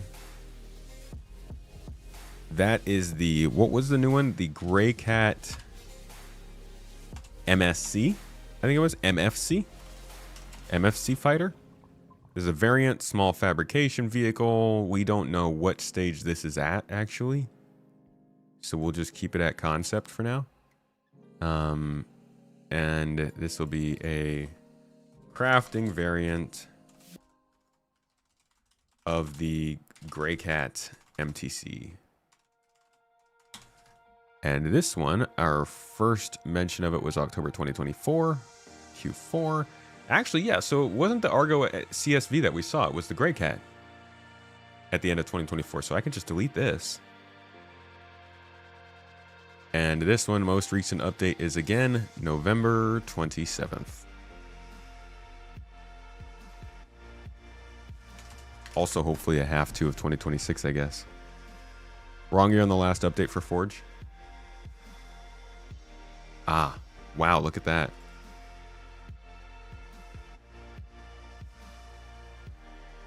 There we go.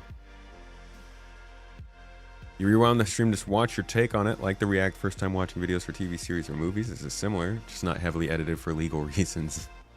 Well, thanks for tuning in, Scott. We do not have a similar sheet for gameplay features. That would be very difficult to follow. And then there is one more I believe they're going to talk about here in a little bit. We will get to that one. Let's return. All right. Oh, there was a good question in the chat. I lost it. Oh well. You know who you were. So let's jump into the questions from the community. So the next 30 questions or so are entirely from members of our player base, and we've grouped them into a couple different subjects. Let's start with some Perseus questions. We'll start with the questions related to our 6 currently new vehicles at IAE. And the first question, and these are generally in order of what they were voted up most that could actually be addressed. Will you be adding gravitational plates to the outside walkway of the Perseus? No. It's unique one. It Next was question. Yeah, next question. There's a lot of people love those areas that you can walk around outside of the ships. There's some really fun, annoying bugs and technical consequences from it that happen as a result of basically abusing the setup to get that to function. And for the Perseus, we really just wanted it as this planet side, like I've landed on a planet in my Perseus, and I've got this nice little balcony on the side of it that I can go out the rear bridge airlock door and then just survey the land and defend the ship from.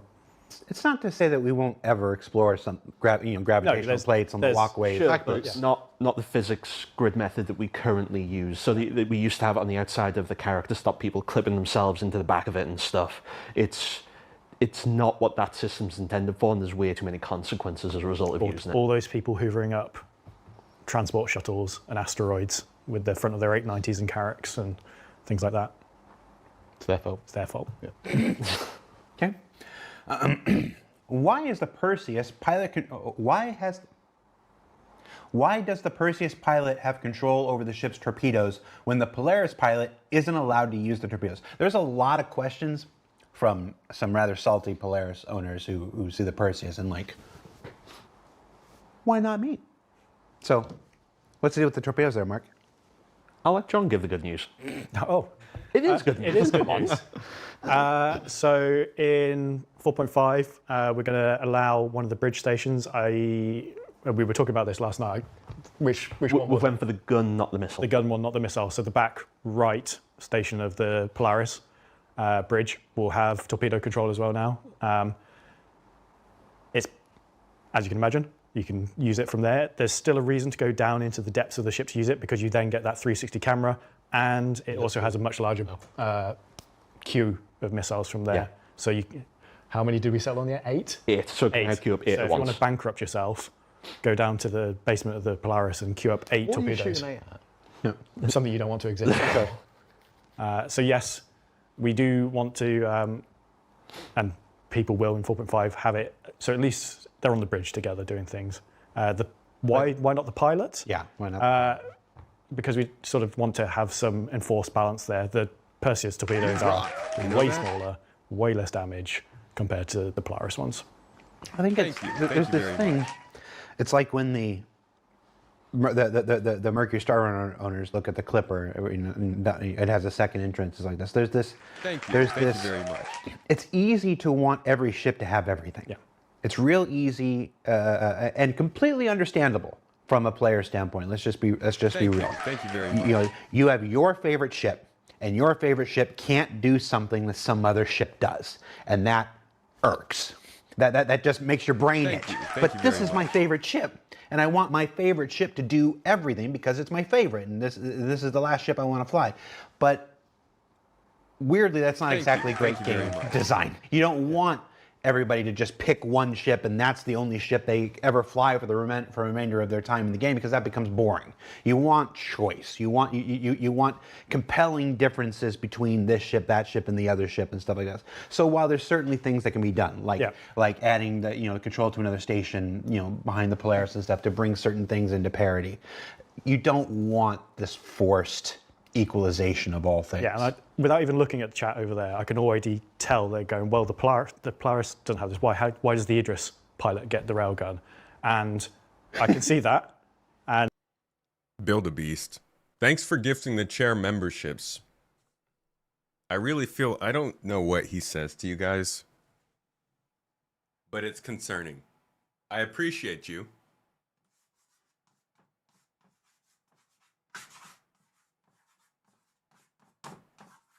I hope you realize whatever he might be promising you, he cannot fulfill. Do not trust him. But thank you for the support in chat. You're great.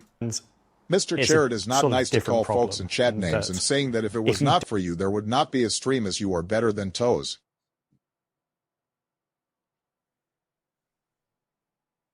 You calling people names? He's such a shill, dude. He has no right, no foot to stand on. don't give the pilot of a ship that has a fixed weapon on the front of it control over firing that weapon. It's basically useless. You will never hit anything trying to coordinate between two people with something with such force accuracy. That doesn't mean that we're happy with how powerful that railgun or beam is and won't look to balance that in the future, but it's not justification for the Polaris pilot or co-pilot, because we also had this discussion, why do we just give it to the co-pilot of the Polaris?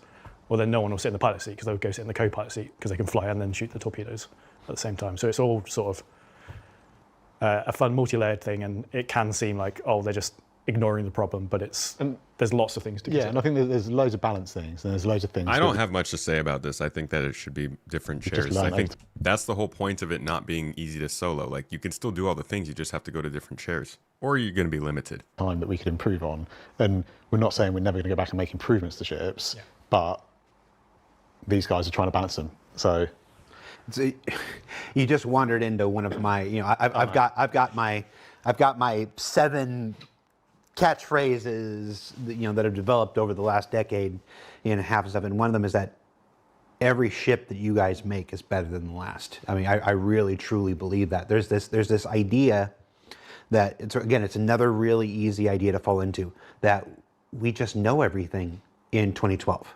We know everything in 2014, we know everything in 2016, we know everything in 2018, that we don't learn from each ship that we make. When the reality is we do, and we should. We should learn from every ship we make. Not Falco, oh gosh, I can't think of his name, when we were talking about the Perseus. Probably. About the signage on the Perseus. We should learn from these things and get better with every single. Can you earn chair in game? No. But I'm sorry.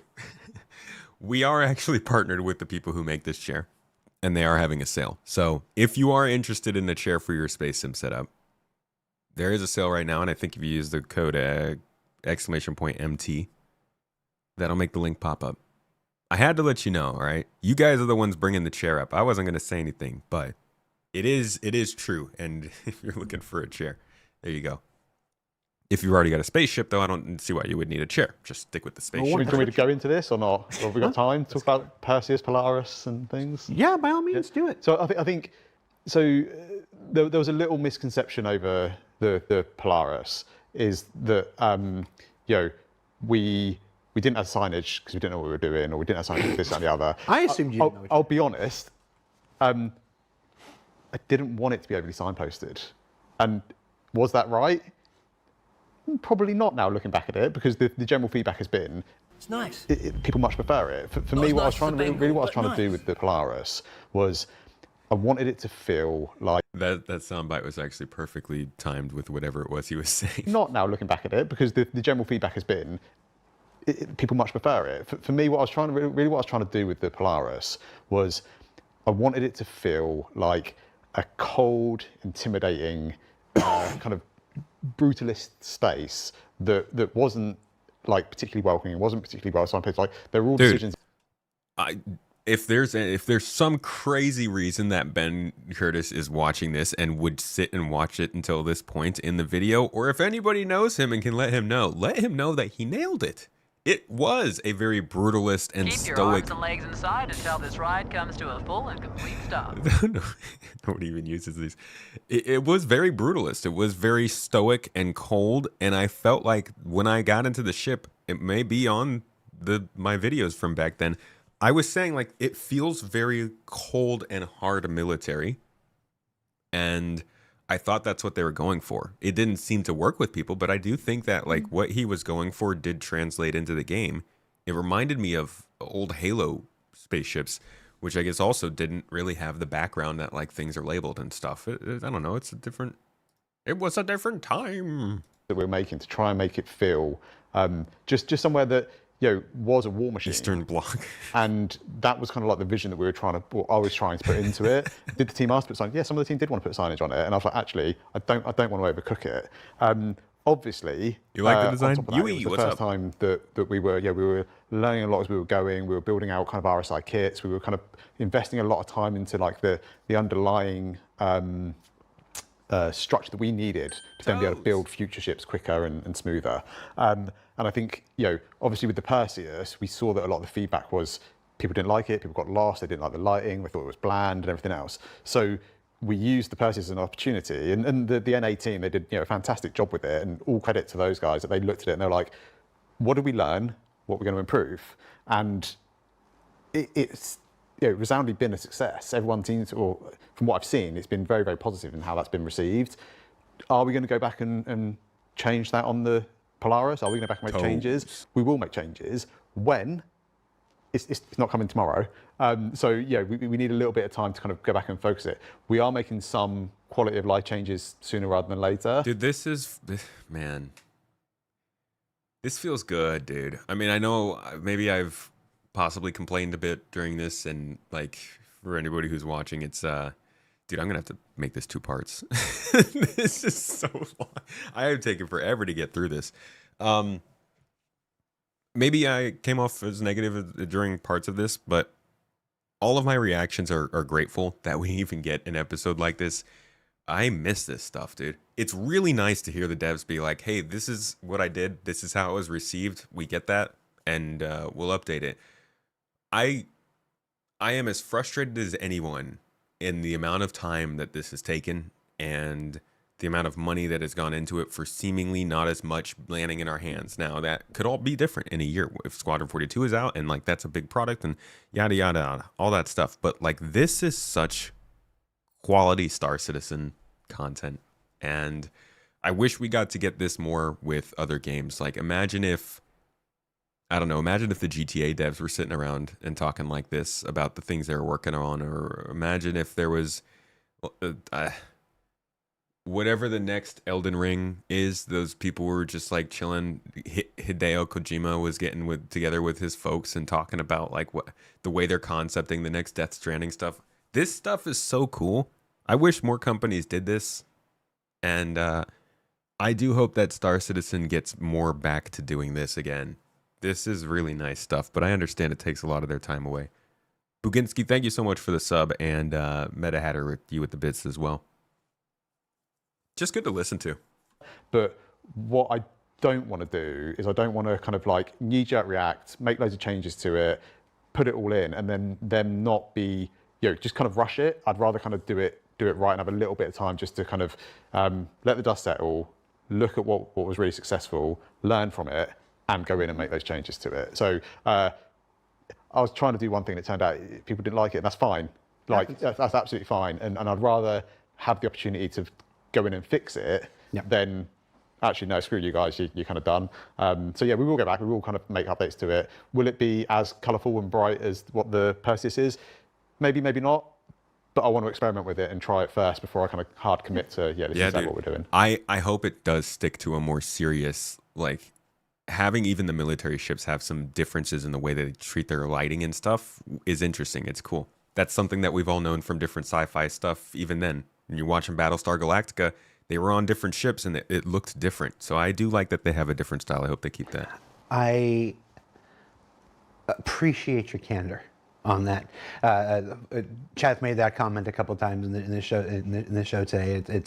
It's one of the things I like about getting to do these shows is that we get to just be real candid about that kind of stuff. And yeah, it's some things happen because of it takes a village and there's 30 people involved in that, and a thing is like that because it has to be the synthesized decisions of 30 people, and that's why it ended up that way.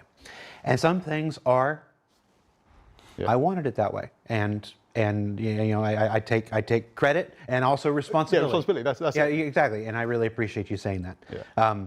And whatnot. And again, just to read between the lines there. Eventually, he said he'd go back and look at some quality of life stuff in the short term. But this, like the folks who have been waiting for the 600i, rework. This isn't a rework, but it's just when we talk about these things, we're giving our best intentions and knowledge that we have at the time.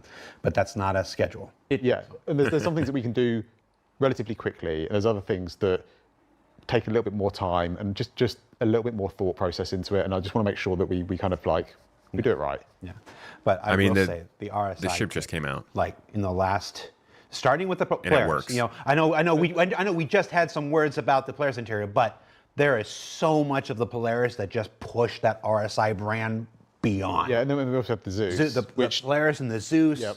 And stuff like this. There was this whole thing with the Polaris and the Zeus where, for me, the Polaris was what originally I'd wanted RSI military ships to feel like, and the Zeus was this commercial, something like a little bit more inviting, a little bit more welcoming, and I think with the Perseus we've kind of found that really nice balance between the two. So we just need to go back and sort it. I'm excited about the future of RSI. And then they need to do the same thing with Origin. They really do. All you want is one window looking out. Yeah, dude, the windows are a really nice touch. I think everything should have a window. Every single thing. All of them. There's a building in New York that doesn't have windows. I mean, there are plenty of buildings that don't have windows, but there's a big one in New York, and I don't like it. Don't do that. Give us windows. We want plates and windows. Hello, Fraser. Welcome in. One of the reasons you have backed this game as much as you have is the transparency these videos provide. Yeah. I don't think you're alone. I've always been, I've always been an admitted New GI as a game changer because I like the usable future and everything. But the last year, I've really come around on RSI.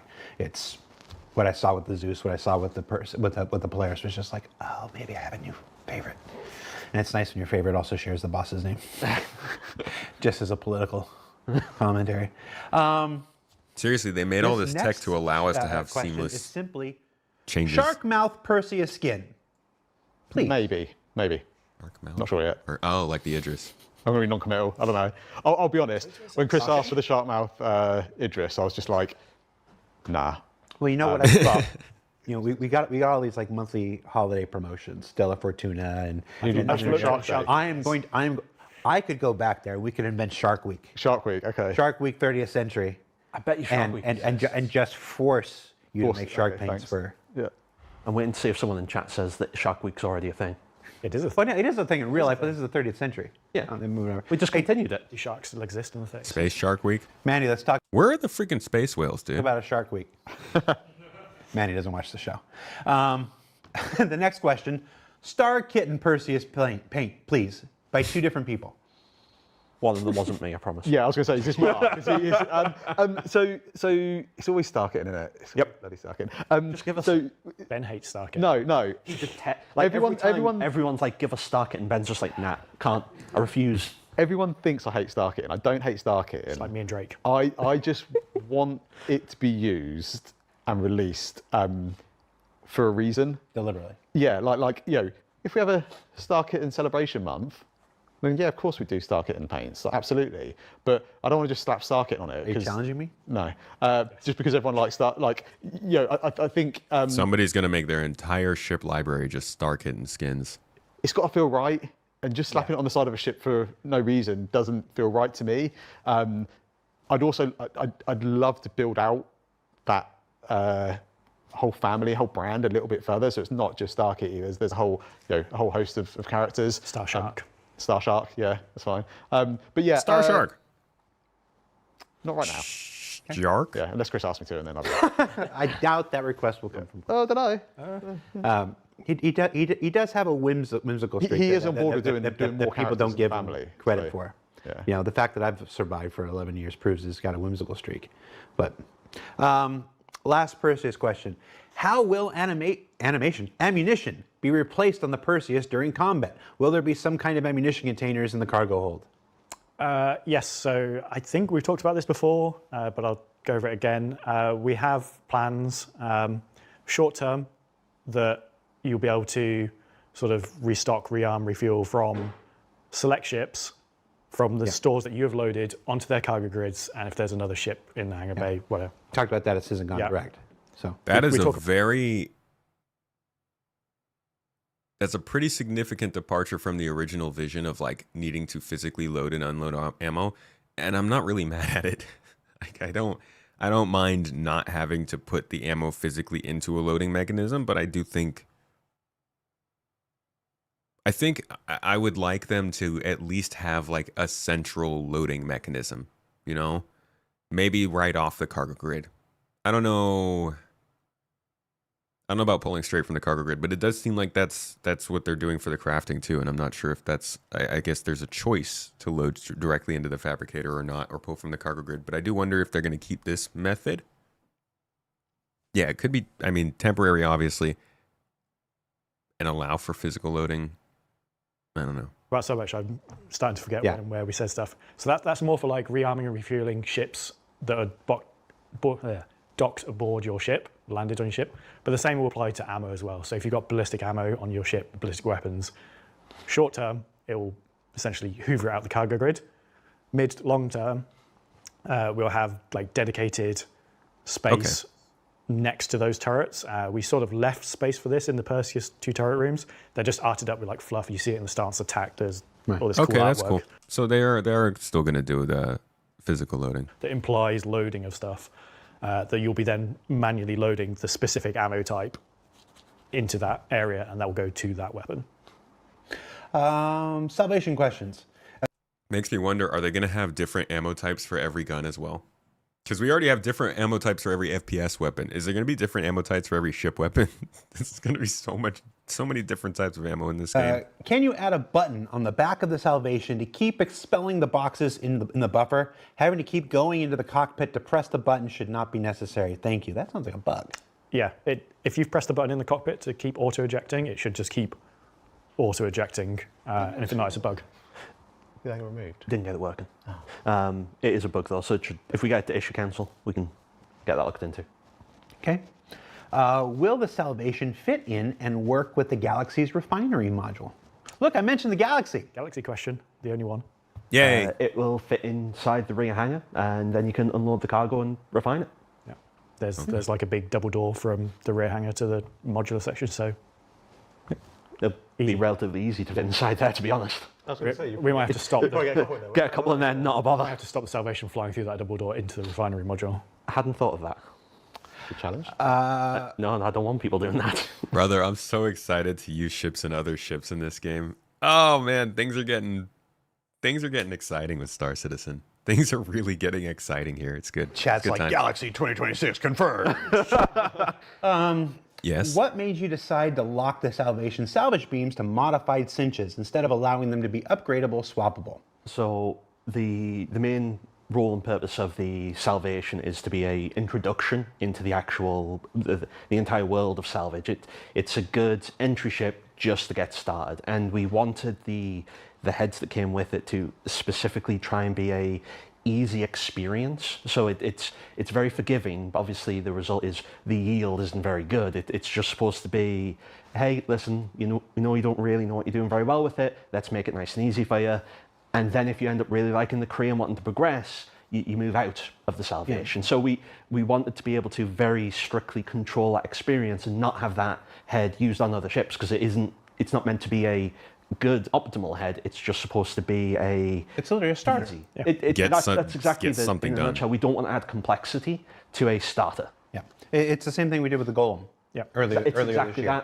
that it's when we originally talked about them, we talked about them being the opposite sides. One Salvation. Yeah. Torsten's not here. I don't know if cinches are the best option for hull scraping. It's supposed to focus on hull scraping, but that might just be me being a little bitch. The beauty of them being locked and bespoke versions is we can tune them. Like if they're not performing how we want, then we can change them. All right. Let's move on to Clipper. That was a. You ever see it? There are things you see in this game. In this project, you work here long enough, you see a lot of things. The Intrepid showing up early and everybody absolutely hating it, and then it going live, and then it moving like hotcakes as far as volume. The Clipper.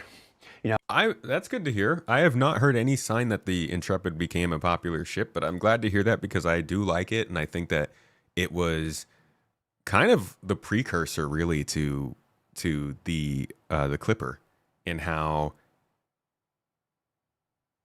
I have this whole theory about the Clipper that I'm not going to get into because it's probably not very interesting, but it feels like they've built the Clipper and the Intrepid both kind of as ships to represent everything that was going on in the game at the time. I think the Intrepid feels like a generalist ship, maybe with just a little bit more cargo to make it feel like a hauler, like they like to call it. But the Intrepid, if it had a fabrication suite in there, it would basically be a small Clipper, and I guess without the medical stuff.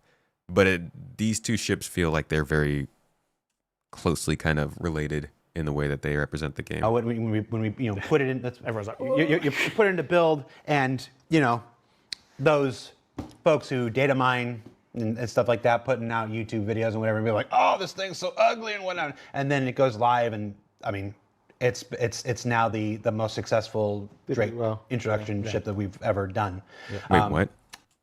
What was the cutter? This thing's so ugly. So you put it into build, and it moving like hotcakes as far as volume.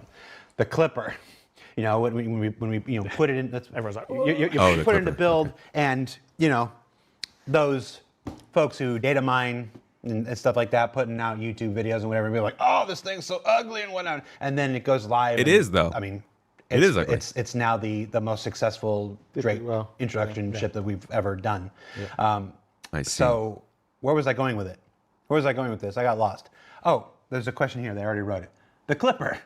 What will it be able to craft? Obviously, we're not the people doing crafting,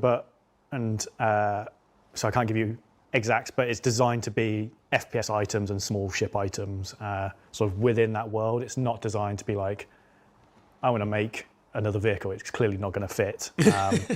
And it's sort of part of the balance of that ship. Everyone's like, why does it not have a bigger cargo bay? Why doesn't it have a bigger this?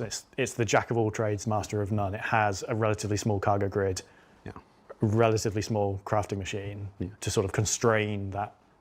I feel like there was a pretty good answer to this question in the Q&A. In the Q&A that got published alongside, and that's that basically crafting is still being worked on. We did a segment on it at CISCON Direct. What the very first version of crafting is currently scheduled to look like. It should avail itself of everything in that first version, but then as crafting continues to develop and it continues to diversify, the nature of what it can craft will probably change as the nature of what can be crafted in the game can change. So it's not really a answer that we can give, right? I would imagine it's just things that can fit in that space. At least that can take a certain amount of cargo that can fit in that space. Trispone says, Jared, it's still ugly though. Your mom.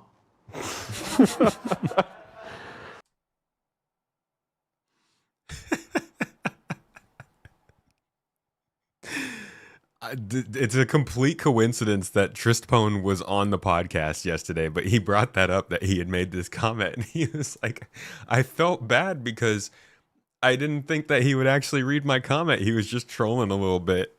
And Jared just clapped back at him. Oh, that's funny. Says, Jared, it's still ugly though. Your mom. I love the Clipper. Why has the Clipper, despite its massive physical size, only 2 size 1 shields? Again, it's the jack of all trades, master of none. If we gave it really big shields, like when we were doing this ship, it had quite a few internal nicknames for its roles and capabilities, and we were pretty concerned it was just going to be like, when people first heard about it, they're like, this is going to break the game. Like, we need to have some form of like balance and control on it, and that's sort of why it doesn't have a huge amount of shields. Mm-hmm. Okay. I'm going to start this question over, but I'm going to cut this into 2 parts because this is getting really big. So we will continue this in the next video.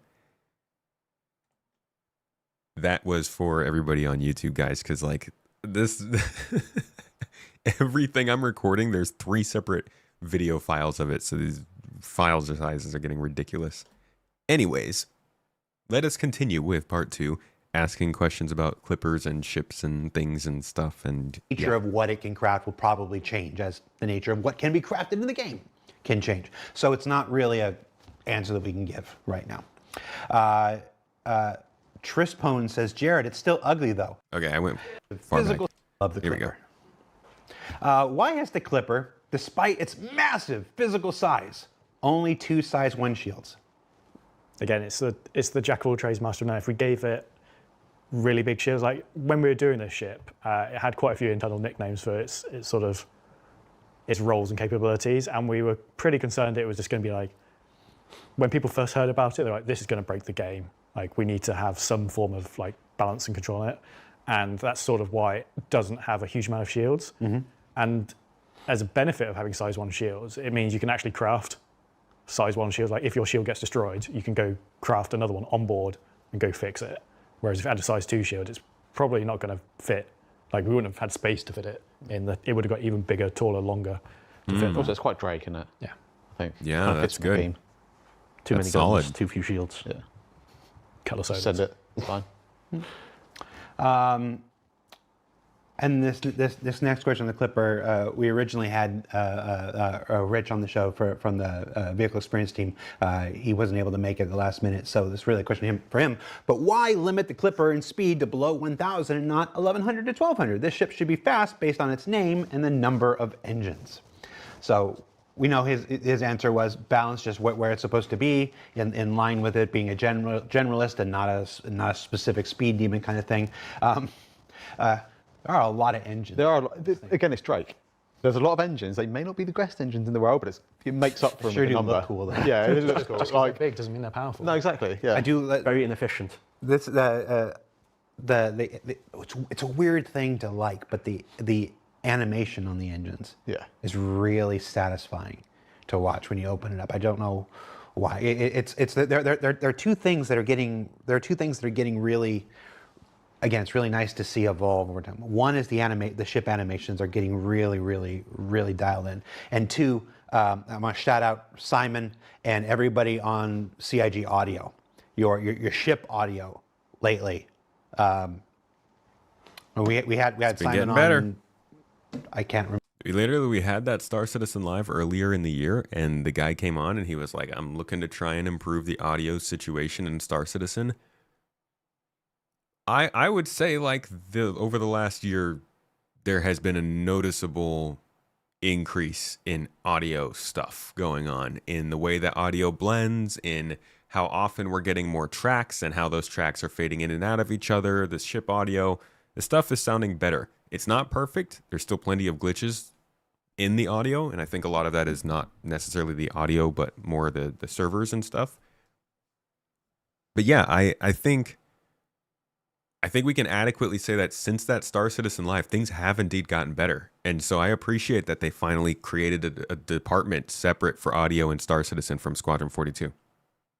That's definitely, when you think about playability and the year of playability and how is it getting better, that might not necessarily come up first, but that is a definite improvement in playability, in my opinion. It's made the experience better for sure. Remember how long Simon and Phil on about the new era and CIG audio team and whatnot, and what they've been doing for our ships this year, the L-22 weapons specifically. The Wolf's noises were incredible. The audio. The from Wolf their makes weapons. good noises. Like, yes, I know it makes no sense to the vacuum of space. I don't care. Looks cool. Speaking of the Wolf, we only had one question here about the Wolf. Will the kits for the Wolf be available in game for AUEC? Yes, eventually.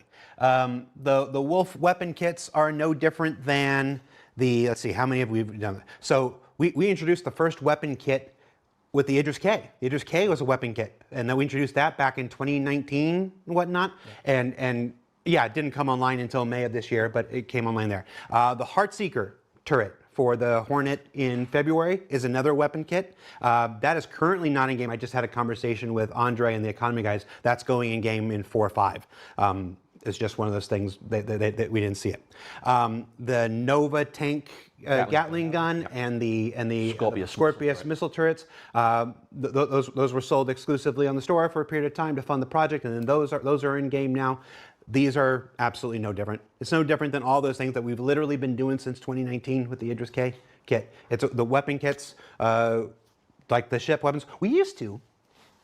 I'll go off on a tangent here. We used to make variants that were just weapon loadouts, like the Hornet Wildfire and the Saber Comet and stuff like this and whatnot. At the Starfighters, the Ion and the Inferno and whatnot. And I don't think any of us really felt super good about that. It was where the tech was at the time, and that's what we could do.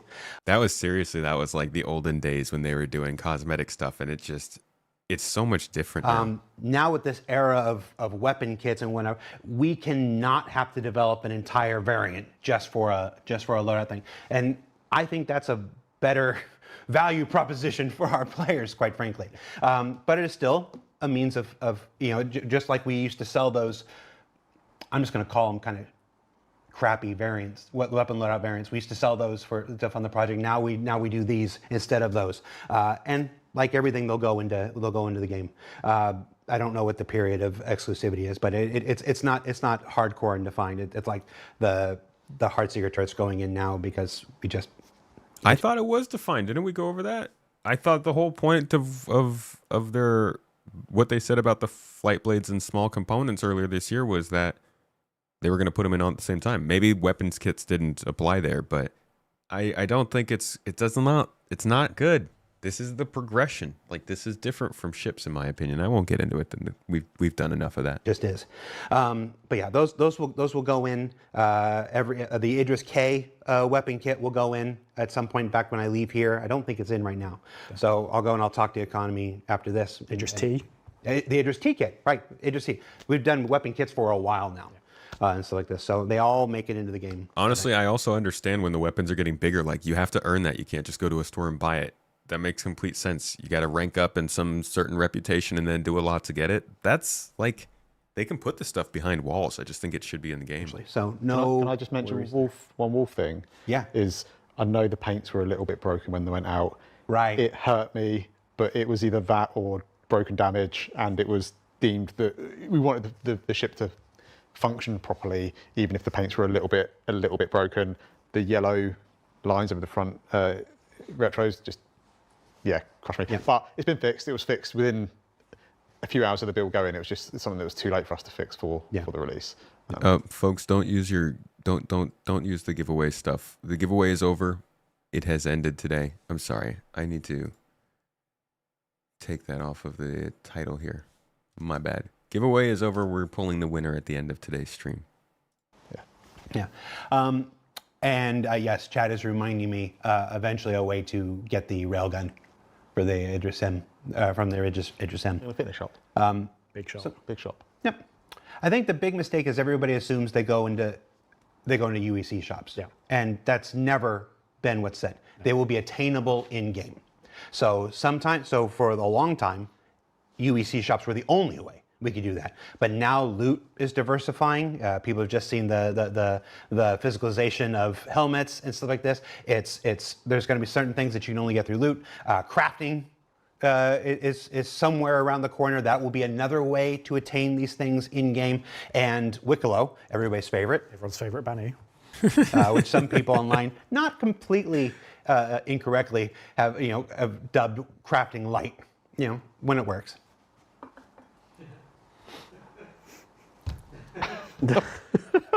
I swear those are their words. They're the ones who said that. Despite what some people online have said, I've never sat here and lied to you, not once in 11 years. I'm not going to start now. But all of these different ways are ways to acquire things in game. It's not just automatically UEC shops. That said, the Wolf kits will eventually be in UEC shops. I'm just making a point that it's not just automatically that. All right, so let's move to some general ship questions. Really excited about the Generalist class of ships, seemingly formalized by the Clipper. Any other manufacturers that we might be seeing some Generalist Crusader, ships please. from? Crusader. Yeah, Crusader. Definitely think it's Crusader. In 2026, there'll definitely be at least one more. I'm not going to say any more than that. We're just going to reveal the entire 2026 schedule tonight. That's right. All right.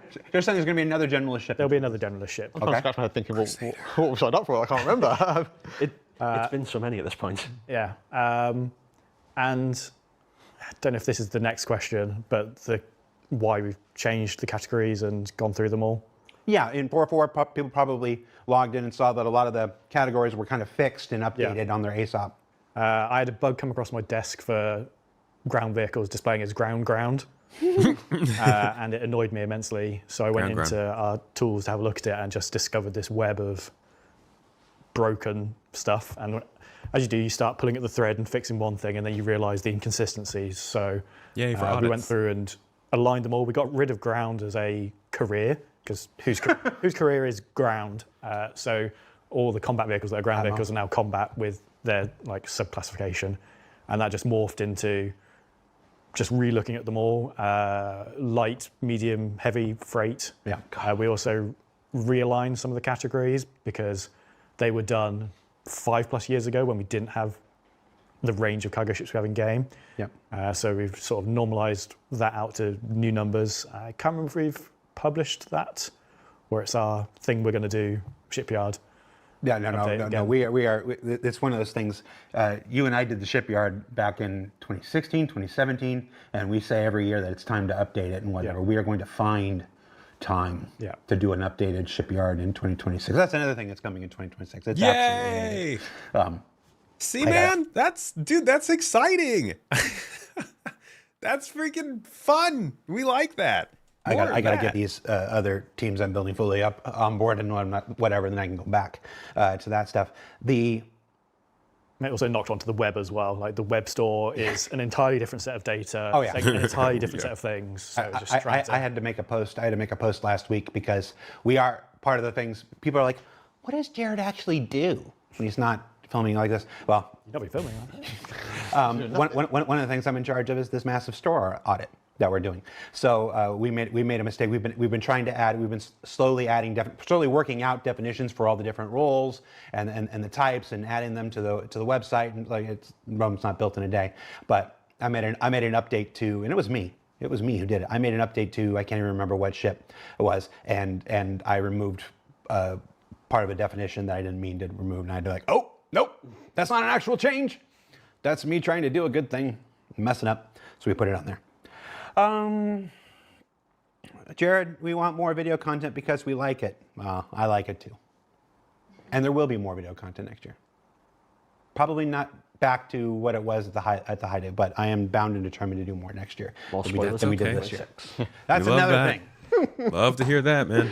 I don't know how I'm going to do it. Save this for like New Year's Eve. It's literally, dude, it's like one of the best parts of Star Citizen. I'm glad that they're trying to do more. This sort of is art. No. It's kind of our New Year's Eve. They might work New Year's Eve. I'll get in trouble. Have you made any good progress on the Caterpillar and Ironclad command modules? Yes. Next question. Oh, okay, fine. No, it's fine. That's all you want from me, Jared. Go ahead and say it. So the actual Parasite stuff for being able to take control of the large ship and flight control. We've actually got the first playable coming up very soon. They've used a prototype of existing ships, but the Ironclad and the command module have been built with it in mind. There's slight tweaks needed for them to use it with that, but first playable's coming up soon, and we're currently on track to have it come out with it, with the actual release of Ironclad. Oh, wait, was there any truth to the rumor that you just took the command module of the Caterpillar, stuck asymmetric wings on it, and called it the Clipper? No. Now that you think about the shape, it's similar. No, we turned it upside down and called it the Cutter. Yeah, that was the Cutter, yeah. It looks kind of similar, yeah.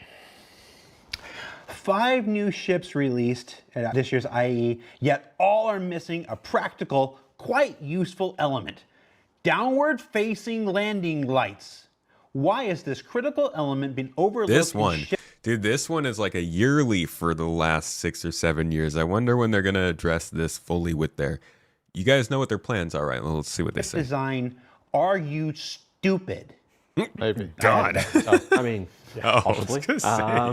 So I think it depends what context we're talking about, because if the practical purpose of them is the same reason that people wanted really, really powerful headlights and lights on the ship, it's to help them navigate in the dark, so it's easier to land and go about on dark path surfaces. When we kept extending the range of the headlights, it didn't work well. It's really unperformant. And when you got a group of ships together and they're all pointing at each other, it was impossible to see anything, because it would just be like driving down the highway. Everyone remembers the scouts. Everyone's got the high beams on. Super bright thing you can see from orbit. Yeah, it was too much. But people need a way to be able to actually navigate in the dark. Like, absolutely, that's something that's needed. So night vision landing camera.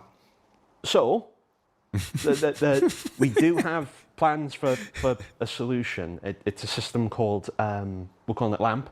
LAMP. Not Star Lamp? I mean, I don't know the name. Is it a holographic? Is it AR?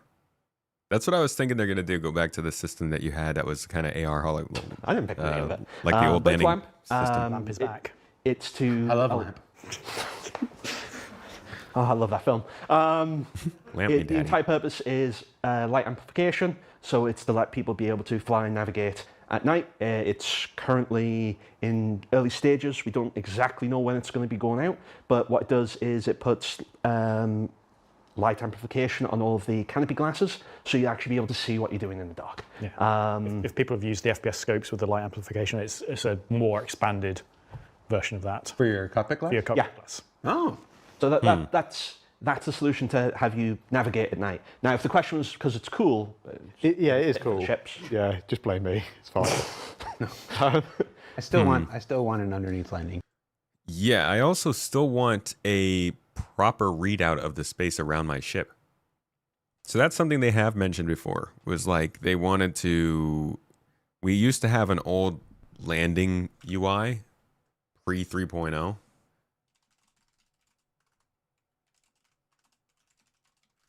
And it... Let's see if I can find it in a video. Here's a Hazgaha video. Maybe that'll show us. Good to see you in chat, man. Thanks for dropping in. Star Citizen 2.6 landing. Here we go. So you can kind of see it here.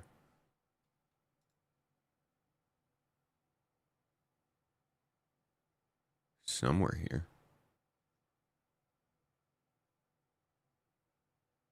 Toes. This little readout was specific to landing pads. And it would basically just, it would only let you, it would only work if you were over a landing pad, but it would show you your surroundings. And I do believe at one point they said they want to do this, but expand it to be true in a 3D space all around your ship. So if you're flying in a cave, you can see what's around you. If you're flying by a ship, you can see that it's close to you. If you're landing, you can see what's below you.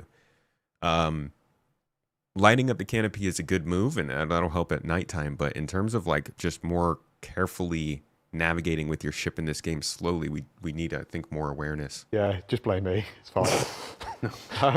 I still want an underneath landing. Hey, Dog, thank you for the sub with Prime, friend. Especially on, what's the one that took off and landed vertical? Sulan. Yeah, that was good for that. Yeah.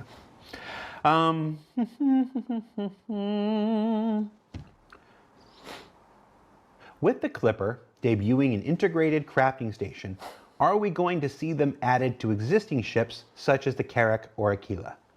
Carrack, yes, because it was one of the promised features of that ship was this repair room, which at the time sort of was pretty undefined, but now it's repair is sort of like crafting your own small items for things, and you can sort of repair adjacently to it.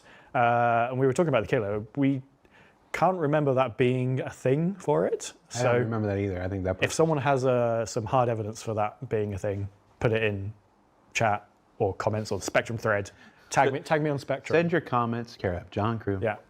We spent like a good hour today digging through every single bit of the old marketing material for every generation of it and couldn't find a thing about it on the Aquila. Aquila. Aquila. Aquila. The Aquila is supposed to have. If anyone has got anything of it, just tag me and John. You're supposed to have a fabrication bench? Yeah. I do look on Spectrum, but it's... You just don't reply. I don't reply because I get a lot of tags. Okay, so here's another one. With another large ship added, Perseus, conspicuously lacking the option to reserve a name, even if it wouldn't be visible in game, can someone please give us an update on the intentions around ship naming? We've had absolutely no word in years to confirm or deny that the original reservation system is still aligned with the team's philosophy. Everybody, thank If you it for is, coming in. then what's This is your stopping you from captain adding ship speaking. names Tomato will simply be on the with web you painter shortly. site, so we can reserve the unique names we have in mind? So ship naming is one of those things that got added in such an alpha way. They were like, hey, did those words show up on the ships? We got you. And then they just moved on. But I get that. It's not that important. It's not like it's a huge thing and they can get back to it as long as it works initially. But the ship names were so small. Hello. Welcome in, Raiders. Citizen Hurt, thank you for bringing your folks around. Welcome, folks. The folks that have been brought around and welcomed. We are... We're low key hate watching, high key praise watching the latest Star Citizen Live, getting the good updates on features and ships and stuff. And just kind of chatting, kicking back. Yeah, I was gone for a few days, so I'm catching up. I'm a little late on this. Sue me for it. I think this is some good stuff they have to say, and I hope we get more of this next year.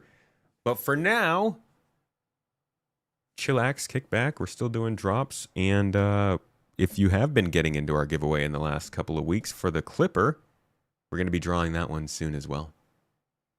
Thanks again for the raid. Vehicle content point of view, there's two things there.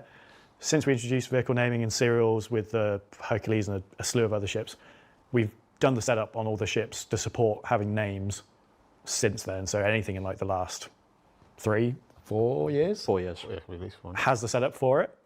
We're not, at least from an art point of view, not particularly happy with how it works because it's basically a fixed size, maximum 32 carat long length string that goes on the exterior of the vehicle. If you name your ship B, it's the same size B as if you had 32 Bs in a line. So it doesn't look great. It doesn't react to the paints. We get to pick the font and the color in the current system. So if you pick, you've got a black hull ship with white font, looks great on the default, you go put a white paint on it, it doesn't react to that. We need to enhance that. So either the paints have an override for the serial numbers and colors, or the serials do some magic to detect that. And we also want to like highlight them with lighting. So like you see on the Enterprise, it has little lights that illuminate up the name and the serial number. And we need that to work with the dynamic scaling side of it as well. So from a content side of view, it works. We're not particularly happy with it. There's also a huge amount of work that goes on the platform side that they would need to answer. I know it's a hugely manual process because of the way so many people own so many ships, and because it's unique names, they do it in a wave system. So you need to go work out the owners of every ship, divide it into waves, let each wave have time, and it, like I say, it's manual, and then it has to be approved because people on the internet put naughty words on the outside of their spaceship. Bro, I love the Culture series. Hell yeah, Darolf, that's the best place to get names. Like Return to Sender or Freedom to No, I'm kidding, that's not a that's not a name. Yeah, thank you for the raid, Citizen Her. Appreciate you. Hope you guys had a good stream. And final welcome in. I do think that ship names are important, y'all. It's just like, it's not like it's gonna break the game that it's not working, you know? I'd rather see docking get fixed than ship names. Yeah, it basically needs feature work. Yeah, yeah. Really. We can do it, but it's a huge amount of manual work that still wanted. Chris is being busters on it. It just needs feature work. Nigel says, you know, we set all the ships up. There's some polish and niceties that we would like to improve. I see. I think Mrs. Tomato extended it to the end of the stream. So yeah, sorry. Keep doing it. But then it's more on the feature side that's the issue. We need it to be scalable as well. From like the time investment to set it up, it's a huge amount. There needs to be a more practical way to do it.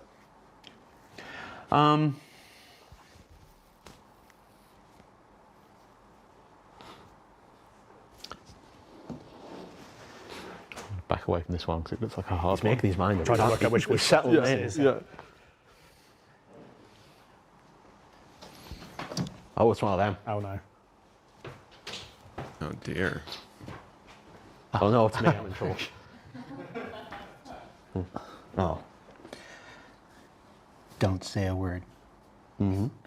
Gonna need some more info on the battlecruiser there, Chief. Don't say a word. Don't say a word. Say one word. Give us a month. I'll say this so if somebody gets angry at me, they can just come to me. The battlecruiser, for those of you who don't know, is our last concept. It's from the original crowdfunded campaign. We didn't do any concept ships this year. It's our intention to never do another concept ship again, other than the battlecruiser.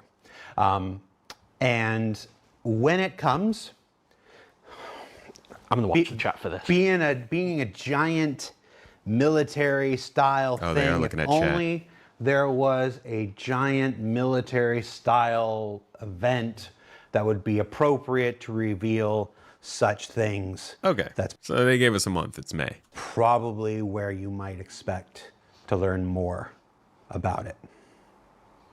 And definitely not here where we've already spilled the beans on too much of the 2026 schedule. I can't believe they're actually doing a battle cruiser. What are the chances that came up? I guess they just picked this year to kind of start bringing it up. We're not revealing that. Wait, did you just confirm it for 2026? I feel like we're not doing 2026. Did I? No. You didn't. Citizen Joel's like, open development. Open development doesn't mean we just say everything that comes into our brain. It's never been what open development is. That would be never so what funny. It's going to be. Open development. It's been very open. All right. Have you identified a stopping point where SC will have enough ships? No.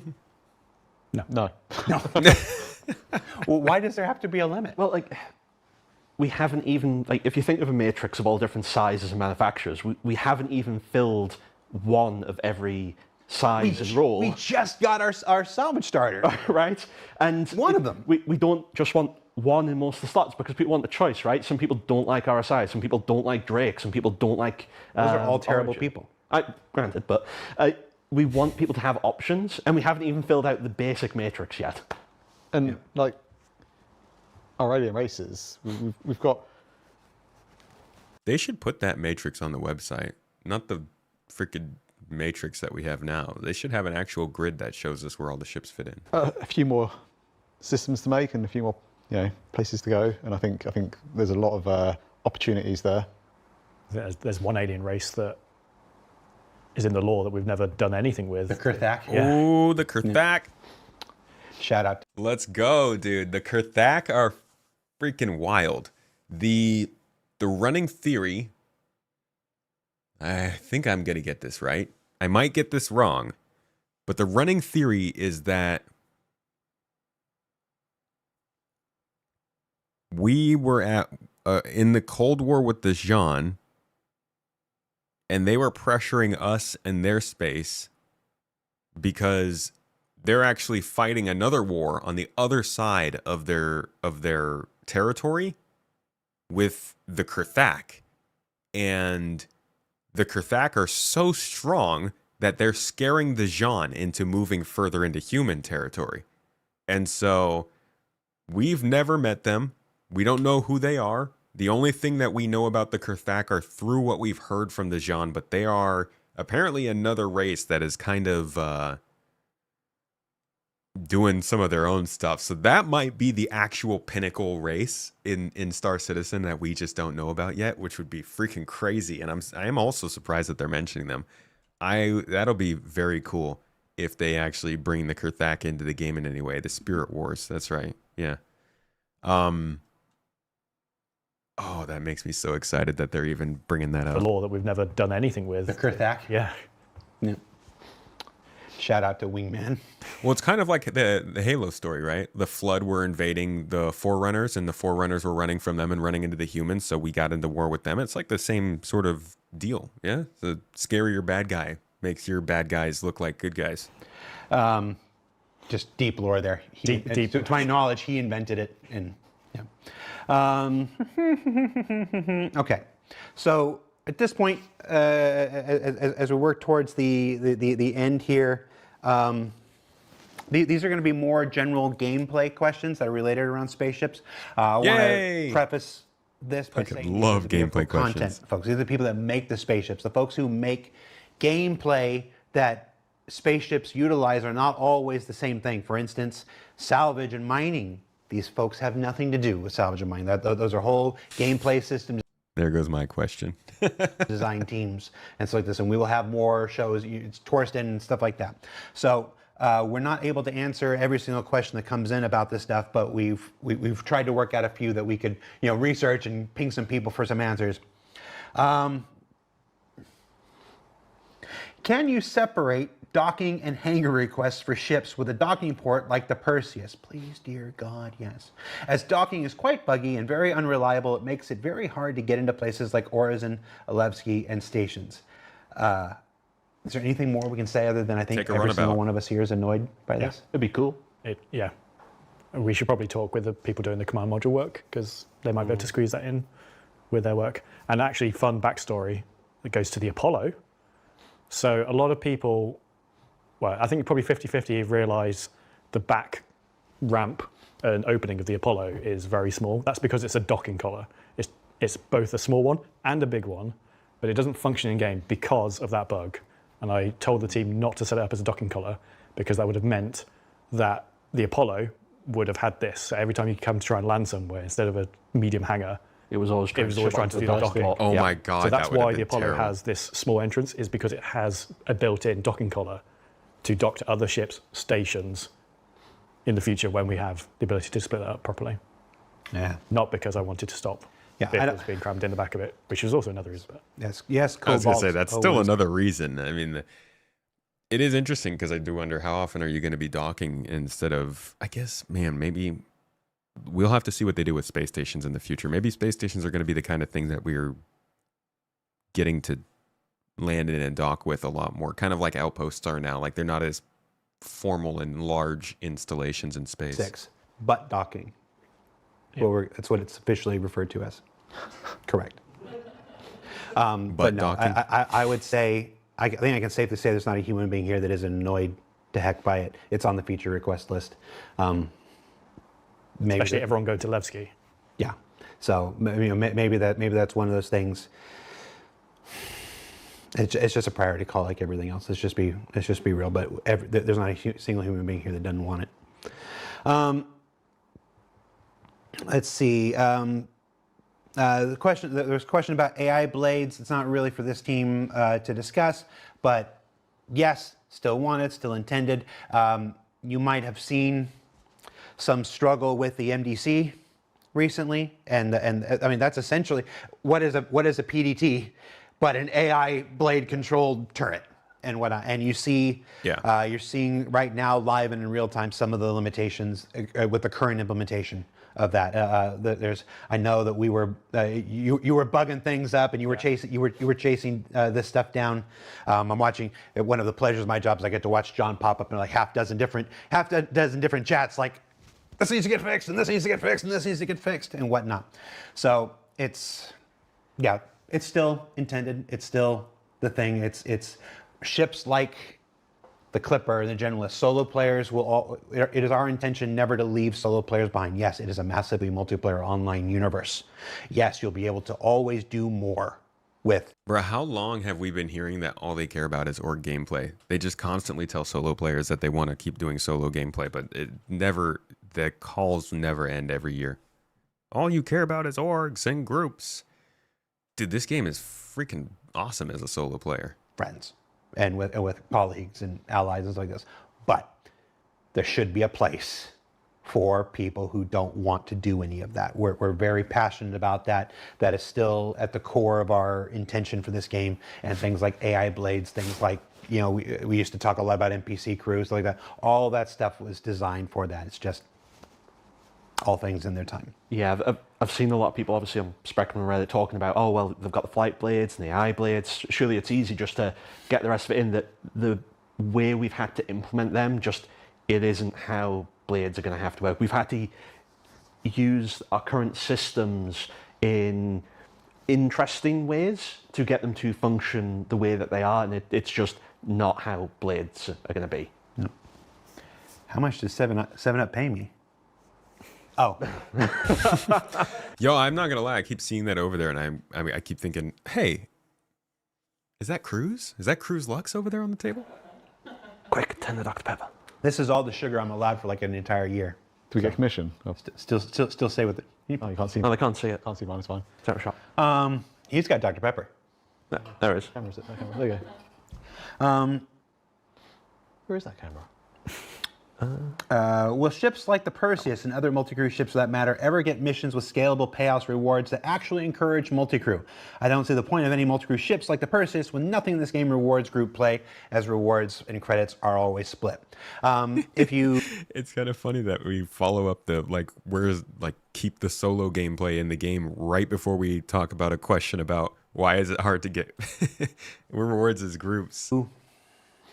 Again, this is not one for the vehicle content team, but if you follow along with the monthly report, it's like this.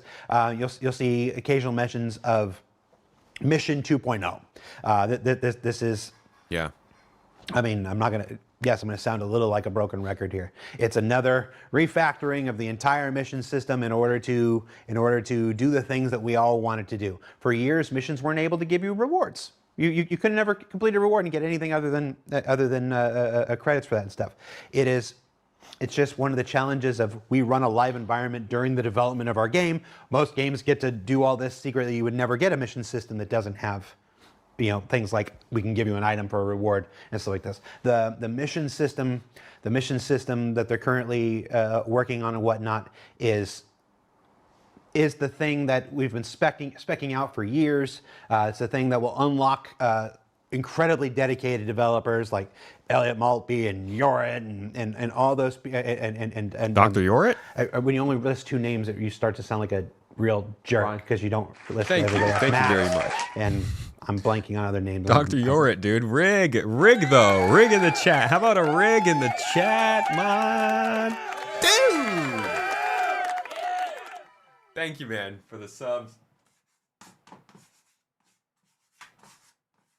1909, am I right? Yeah. My man Rig goes back. He saw the proliferation of the gasoline-powered car. World War I. The last pandemic before this one.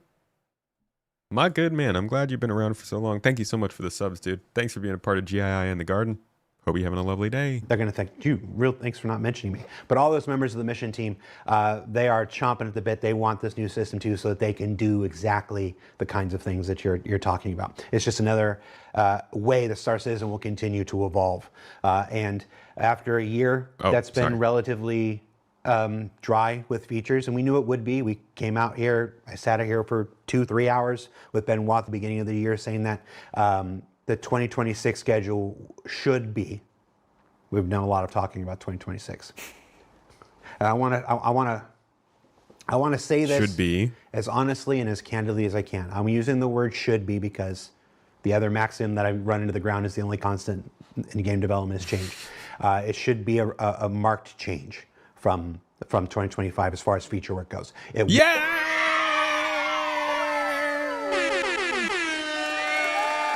Woo! Yeah!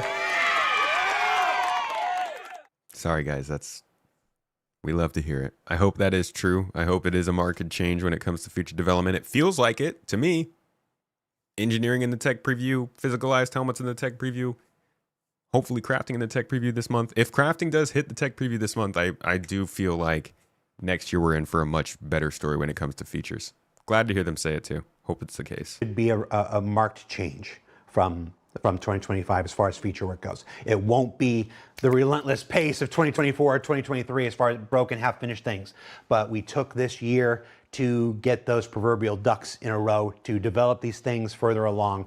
So it is, you'll see with engineering on the horizon, and then a crafting tech preview after that, and then hopefully all on its way to base building, a whole host of things like scanning and radar improvements and stuff in between. Wait. Okay, wait. Don't start listing things out. I'm getting deja vu. I am getting. It reminds me of the end of 2023. A treasure. What is going on? A treasure train has started on your channel. Participants pay safe. Good lord, Twitch is so gamifying the sub stuff. That's not even a real hype train. It is everybody's hope that 2026 is going to have a lot more stuff like that, including mission system work, which is how I got on this. I hope that one of the things that comes with the new mission system is you can get missions from the star map. Like if they're coming through your mobiGlas, then you can filter them out in the star map and see where they would be. It'd make it much easier to create a route, like a cargo trade route, if you wanted to go throughout a star system. For Disco directly, are we going to see more normal SCL and ISC schedule next year? I was going to say there are no normal SCLs or ISCs. Yes, again, I think I said it earlier, not back to 2024 schedule, not back to 2015 schedule where I was doing 5 shows a week. But that was fun. I want to find more ways to get back to this more often. The reason for the change this year was elucidated back in February with that show with Benoit, but it was also big changes in my role here internally and my responsibilities and stuff like this. So we're at the point now where I can go back and we can go back and with feature work coming online, we should be able to tell more stories. It's hard because quite frankly, when you're doing content, you don't want to spoil the content. You don't want to, if we had done it, if we had kept doing an ISC every single week, every single aspect. What is this? Christmas. It's Christmas. It's Christmas. Happy Chrysler. Oh, it's hot Chrysler. chocolate. Mrs. Tomato made me hot chocolate, folks. It's the best drink in the world, and she also loves Grinch, so it's in the Grinch head. I got hot chocolate. It's got a little candy Heck yeah. Kids, cheer with me. Hey. Christmas. Thank you. Merry Chrysler. I appreciate it. It's the best drink there is. Sorry. Sorry, you coffee and tea lovers. I like tea too. Before you finish the stream, we're going to give away The Clipper. the Clipper. Clipper giveaway, yeah, before we finish. Yeah,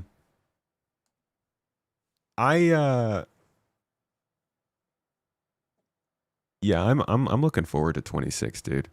It really feels like it took them a while to figure out their tech preview and to get themselves into a better position. We knew that server meshing was going to bring a plateau and that things were going to slow down for like a cool minute. Was not looking forward to it being a whole year like this, but now that we're past 2025, I do think we're in for a better pace of development, and honestly, super grateful for him trying to get more video stuff going on. I imagine it's difficult. Everybody's busy. Not blaming him for it. I hope he doesn't feel like we're like angry. It's just kind of, it's a bummer. It's really fun to hear about this stuff, and I get what he's saying. Like, if it's all content focused stuff, storyline stuff, you can't share as much in advance as you can when it comes to features. So I'm glad he's doing that. Did you change the Discord icon to San Tomato? All Discord members, get your last looks at Thanksgiving turkey tomat, because we like to change the icon for the holidays. San Tomato is going to be on there soon. But yeah, I'm glad that we're doing more. He's gonna try and do more video work. You have the greatest wife ever, dude. Seriously. Facts. And Rig wants me to get shot. Such great energies, and then Rig asks for me to get shot. Beautiful, dude. Thank you. Of dark territory and a line of mine, all this, there would have been no discovery for anybody whatsoever. And we just really try to avoid that. We're a game company. It's important. A lot of people are working to make this tremendous content. They would like for you to experience it in game. And I agree with that. So we scaled the shows back. But with more feature work coming online next year, we should be able to spike the shows up a bit. And we're still kicking around ideas of different kinds of shows we can do. That's still... Puppet show. A what? Puppet show. No, oh my God, yes. When are we getting the Polaris and other newly released capital ships into PU shops? That goes back to the answer I gave earlier today. Not every ship is going to UEC shops. It's just not. These ships will be attainable in game. These ships will be earnable in game. That's not the same as that is actually something that's really easy to verify that they've said before too. If you go back to the demonstration of Star Citizen 1.0, Rich Tyrer is very... And as you progress through the guilds... He's very careful to note that certain ships won't be getting picked up. Okay, with your treasure train, Twitch. Who is it? Somebody said something about the... Twitch is trying to capitalize on the TikTok generation, keeping them engaged with fancy-sounding bling-bling to make them press buttons. Dude, the colors get me. They work on me. Somewhere in here, he describes like the loop. Here we go, the 1.0 loop. Listen to the way he talks about the whole point of this loop that he comes up with, because he chooses a very specific motivation, and that's the same one that Jared's talking about here. I actually had to ask them to take the variants out because it didn't fit on this slide. Tech Hermit, thank you so much for the sub, Ben. And let's zoom all the way into the Prospector, a stalwart of the mining community. But let's say I really fancy acquiring a military Mark II Hornet. Let's go on a simplified journey of how I could get one. Firstly, I know I won't be able to buy it, as it's a military ship. That's it right there. Super simple statement. He moves on it So from I'm going to need to craft it. immediately. He says, I'm not going to be able to buy it. I have to craft I it. will need the fabrication hangar blueprint. Luckily, I can earn. So I have to get the blueprint. So the whole thing for him is like, I need to get this blueprint. In order to get the blueprint, I have to get certain rep. In order to get the rep, I have to do the missions. In order to get the missions, I need another ship. In order to get that ship, I have to make money. What's the best way of making money? Mining. Like, it's this whole... It's all based around getting whatever is the most difficult thing to get. And clearly that's going to be the kinds of things that they're not making available in the store. They're making it available via blueprints and stuff. Other newly released capital ships into PU shops. That goes back to the answer I gave earlier today. Not every ship is going to UEC shops. It's just not. These ships will be attainable in-game. These ships will be earnable in-game. That's not the same as every ship goes into a store. God, that's hot. This is one of those things that not the hot chocolate, I mean, not the ship. Burnt my tongue. He'll forgive me if I speak on his behalf, but I've literally heard him say these words. It's like the idea that you go into a Hertz rent-a-car and rent a Nimitz-class aircraft carrier, like it just makes the brain itch. It's like there should be other ways. That's where crafting Got to find the right comes in. place. That's where, to an extent, at the moment, Wicklow comes in, so like this, and then other ways, reputation gains and stuff like that. There'll be many more ways for you to attain these ships other than just UEC. It's just, frankly, boring and not particularly interesting, which are, I guess, are the same thing, and just not diegetic with the universe that we're building to put every single thing into a UEC shop. The idea that you go to New Deal and pick up an Idris is kind of silly. So, finding other ways, but they will all be attainable in game, one way or another, or in multiple ways. How about the Raven? Can we please get a general quarters alarm on multi-crew ships? Gosh, we were talking on that show that I had Simon and Phil on earlier. They committed to doing that on that ship, and if I'm misremembering that, and they didn't, I'm going to say they did right now. But yes, again, it's one of those things. There's not a human being here that doesn't want it.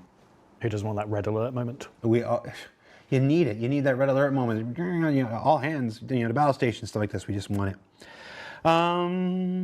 Yes, then? Will ballistic weapons have different types of ammunition? For example, high velocity, explosive, incendiary. That's still the plan as far as I'm aware. Again, that's not really a vehicle thing. That's just that's a game-wide ammo types question for... It's taken a while for this to happen because they've talked about this for a good minute too. Game system design. Everybody, thank you for coming in. explosive This is ones your captain quite a few speaking. Tomato will be with you shortly. Hey, Raze, thank you for the raid. Welcome in, everybody. You get a complimentary. Good to see you. Hope you've been having a lovely day. We hope to improve it and continue it. Well, maybe not improve it. I'm sure you guys are having a good time, but maybe we could still entertain a little bit. Coming from Star Citizen, I hope you guys are having some gameplay. 4.4. Is 4.5 even out yet? Is it in Evocati or Wave 1? Have we missed that? Either way, thanks for coming in with all the folks. Welcome in. Hope you had yourself a good stream. Are you ever going to make turrets actually decent? Yes. Or should we just all bring light fighters? Yeah, that's the work of being Rich. Of Rich's team or whatever. They've done several passes at making improvements of them over the years. They have gotten better, but I don't think anybody's going to sit here and tell you they're where everybody wants it to be. So I do quite like the idea of little fighters as turrets that you can inject off. And you keep bringing that up. I know. What? Mark keeps shutting me down. What? He wants ships as turrets that detach and fly off. Fly around, shoot things and come back. Like detachable turret pods? Yeah. That just fly around? In the back, you fly around, blow some stuff up, come back, land. Has its own power supply, so it can just sit out there like a turret mine. Some chill cargo hauling. That's a good time. I need to get back into cargo hauling at some point soon.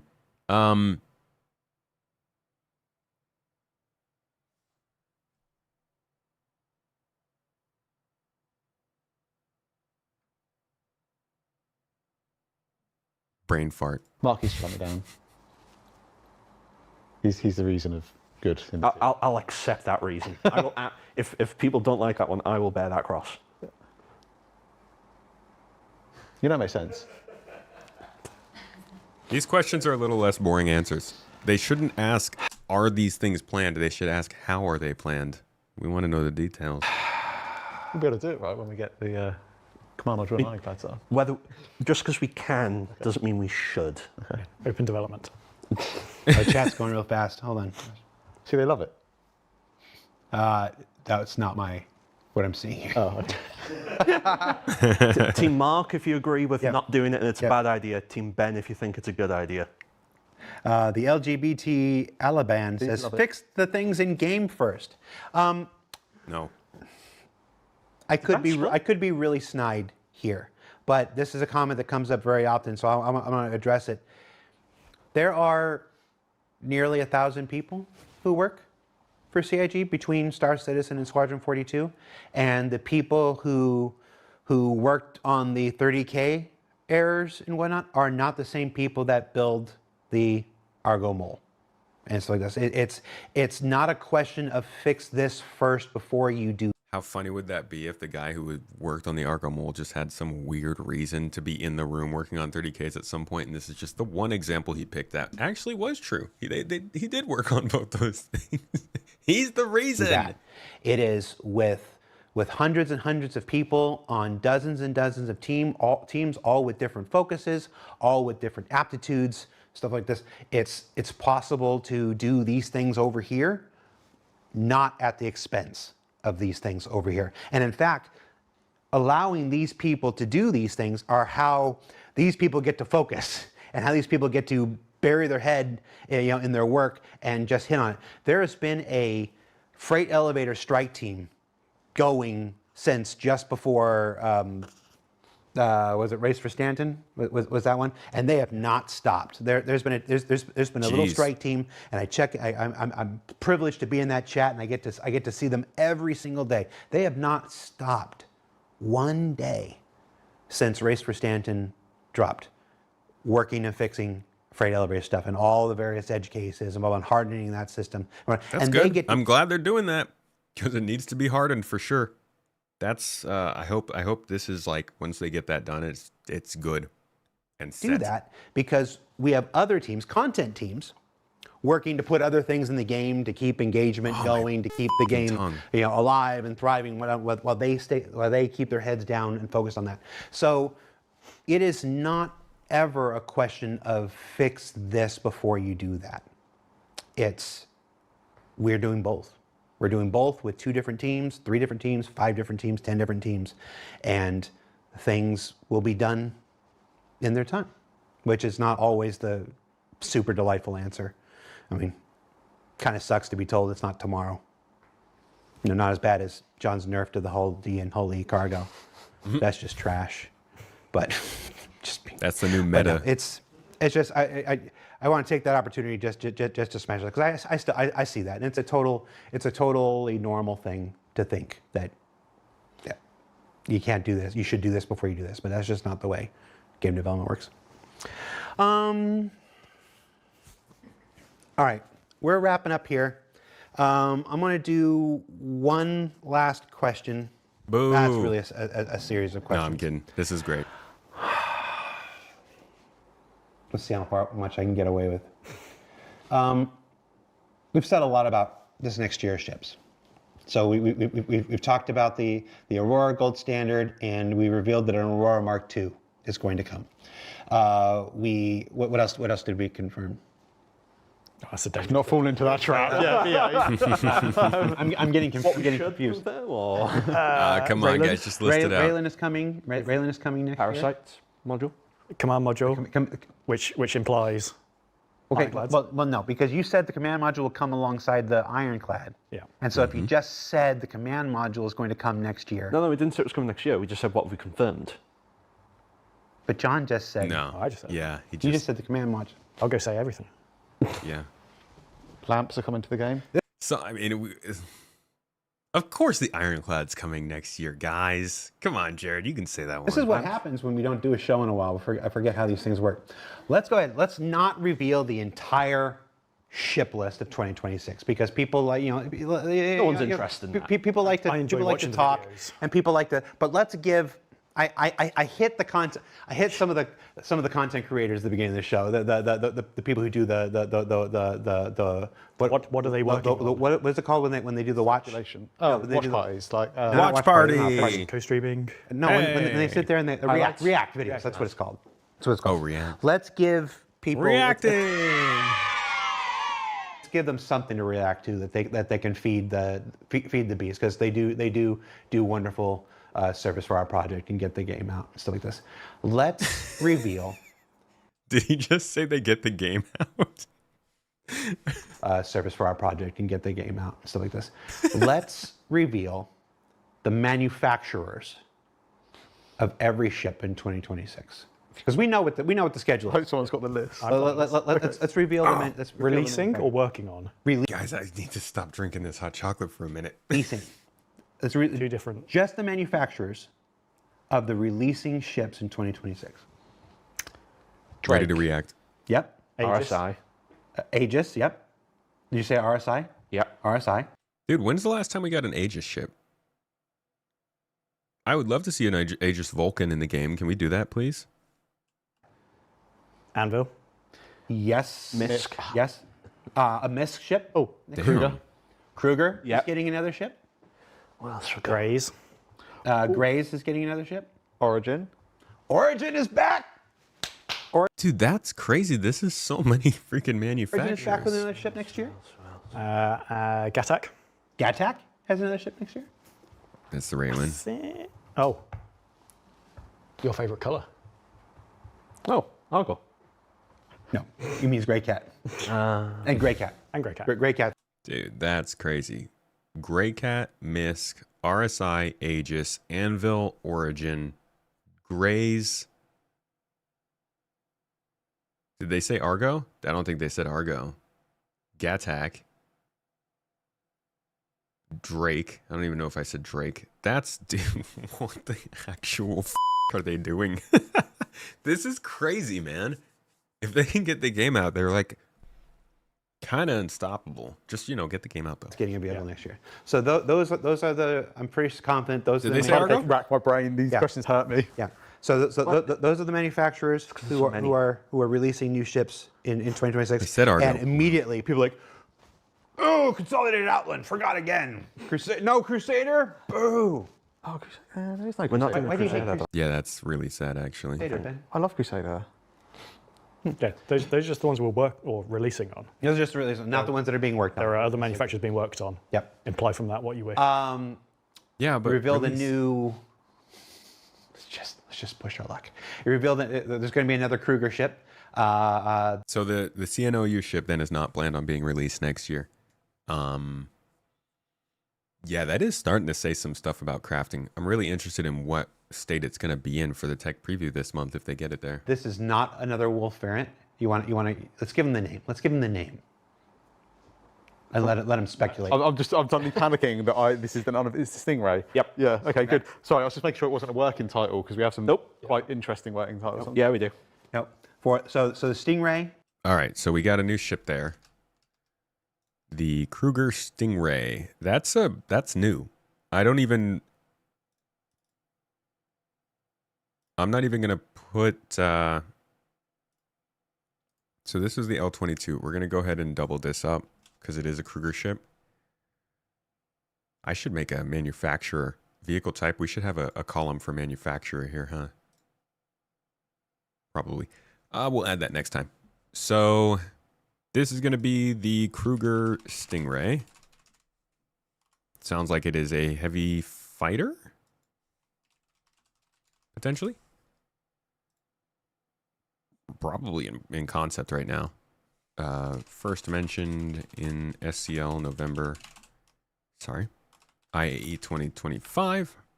Planned for 2026. And we'll put it at high confidence for a 2026 release date, with the first update we've ever gotten being in November. Yay! Say it with me. Yay!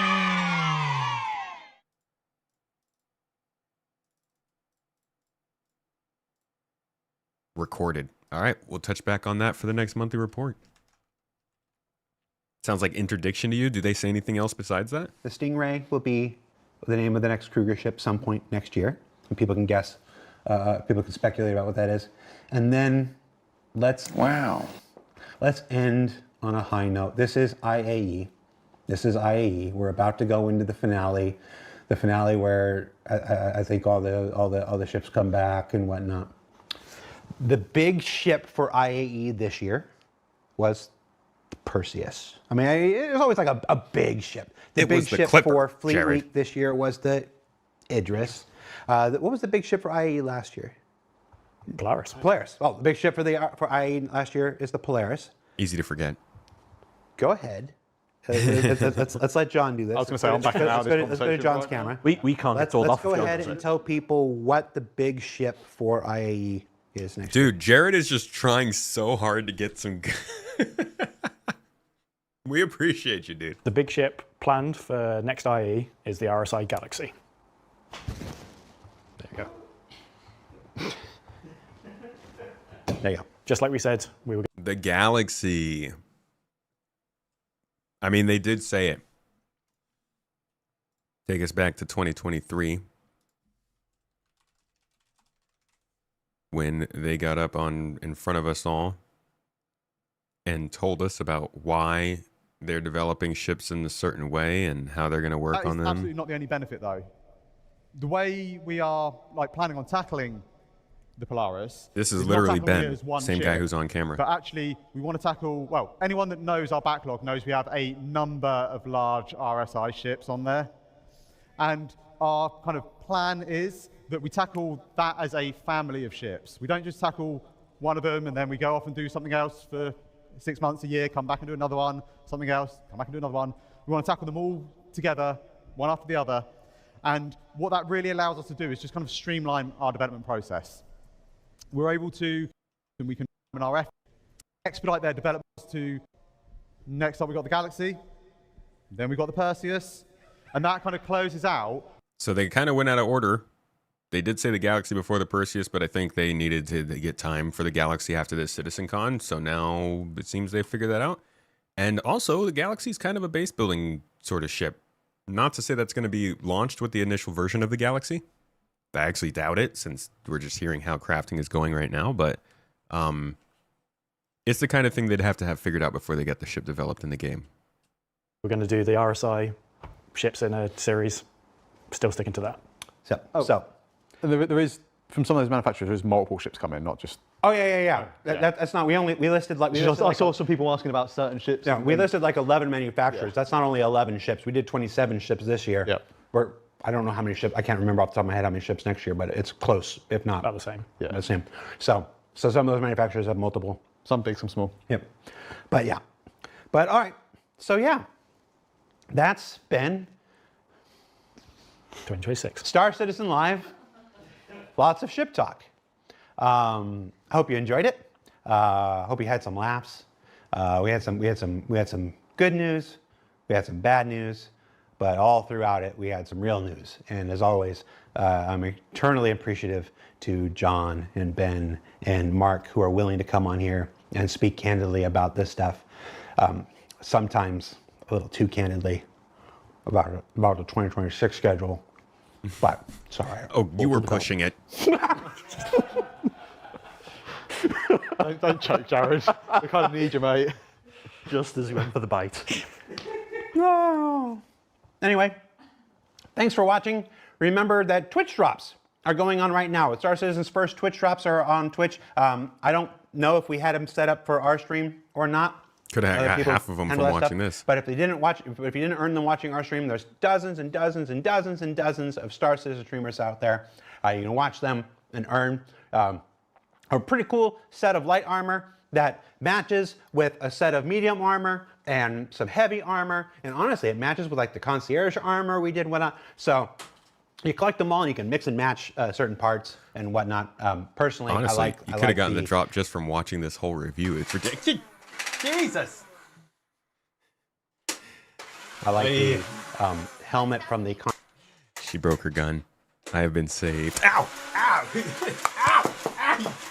Jesus Christ, the sound of that thing hitting stuff. Oh my God.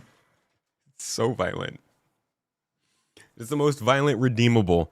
Thank you, Rig. Appreciate you for getting me shot. Concierge armor on the heavy version of this armor. It's your favorite part. I really like the heavy version of the armor. I don't like the helmet. It's just not for me. But I like to mix and match personally. So Twitch drops going on. If you didn't get them watching this show, you can watch any one of our tremendous Star Citizen content creators on Twitch right now and earn those. So do that. Next week, part of my red vine fell off. Our red vine's heads are falling off. What was I saying? Next week, ISC comes back with a special dedicated to engineering. We're calling it Talking with Torsten. ISC! Because, as evidenced by the naming of this episode, I've given up. I just dropped my... Happy Thanksgiving, everybody. Thank you for watching. Thank you, as always, for continuing to support Star Citizen as we're closing out our 13th year, moving into our 14th year. I think those numbers are correct. And yeah, I won't see you live again before the end of this year. But when I see you live again, it'll be a brand new year, and we'll be off and seeing what 2026 has to reveal about Star Citizen and its continuing development. So I'm Jared. That was John. That was Ben. That was Mark. These are Red Vine's Crazy Delicious Thanksgiving treat. See you later. They're not. I don't understand. Is that a thing? Do people do Red Vines for Thanksgiving? It's Bob Barker from Price is Right. No. You old heads. You know what I'm talking about. Bye, everybody.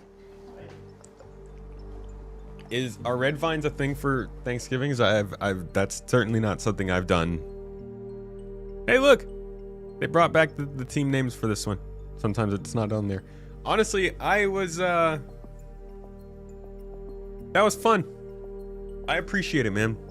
More than anything, Star Citizen is so interesting because it's so educational in so many different ways. It teaches you more about game development. It teaches you about understanding communities and the way people think. It definitely teaches you patience. It's quite the project, and the best parts of it have been the ones where they speak to us candidly and show us the real grits of what this all takes. So I am 100% understanding that they can't do this as much anymore, but oh man, it's nice and I miss it, and I'm glad that we're going to see more of it next year.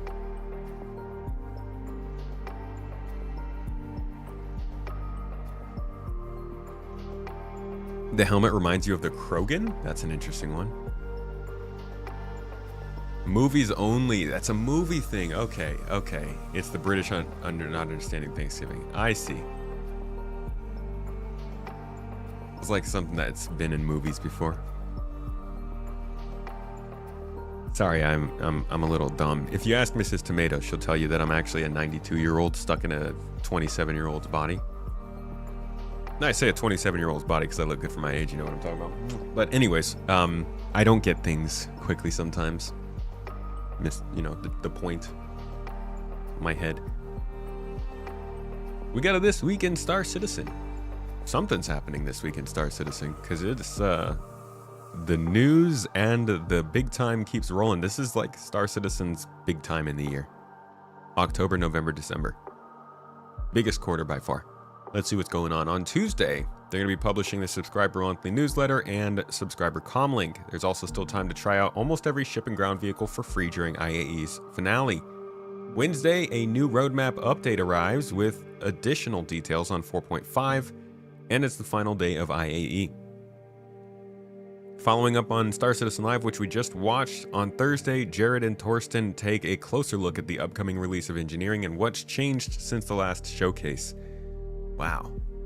We've seen a lot of these showcases, man. It's finally we're seeing the pre-release one, the real one. The actual launch of engineering is pretty cool. Teach you that trick you want your brain in a younger body.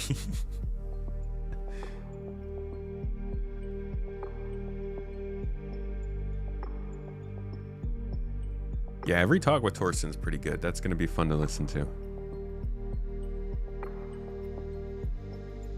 Do 30-minute episodes instead of 2 hours. Dude, I agree.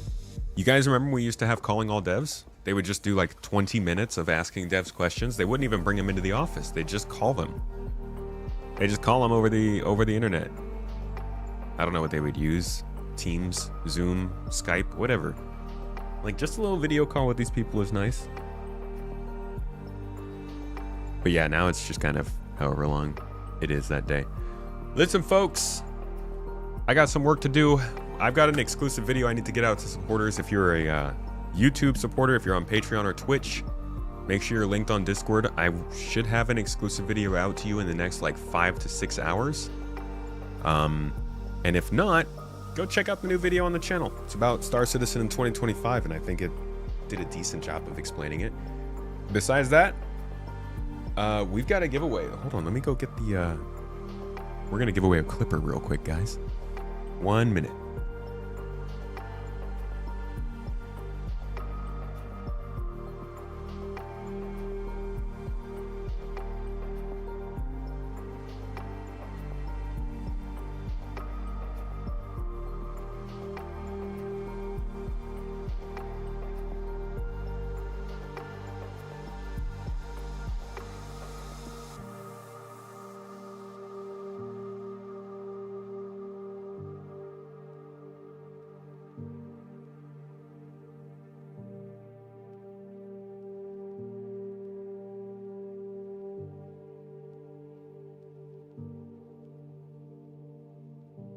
Drum roll, everyone.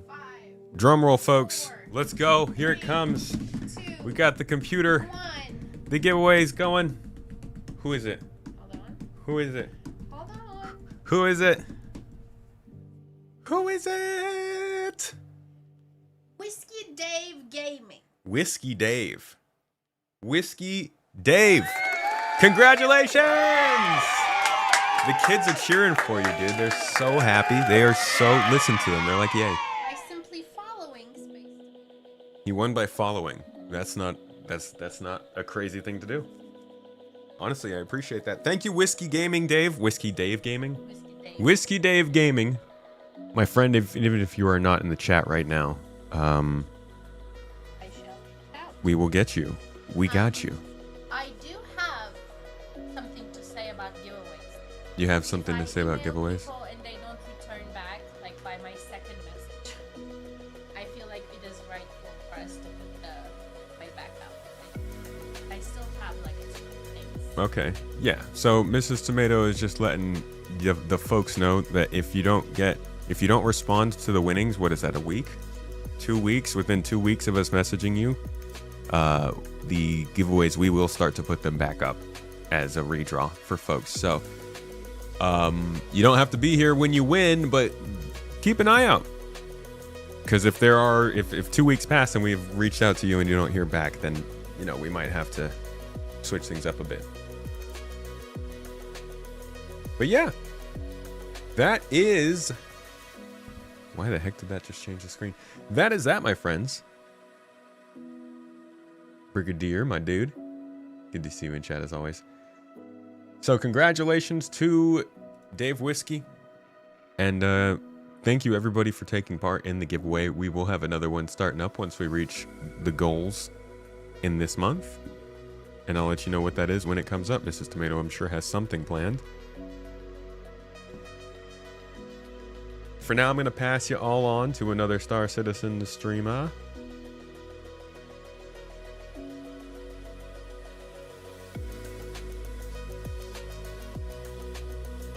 Let's see who's out here.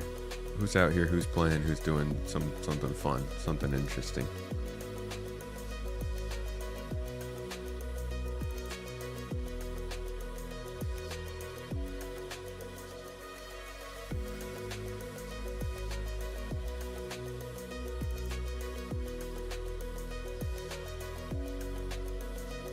Where do you message someone if they win? We go through email.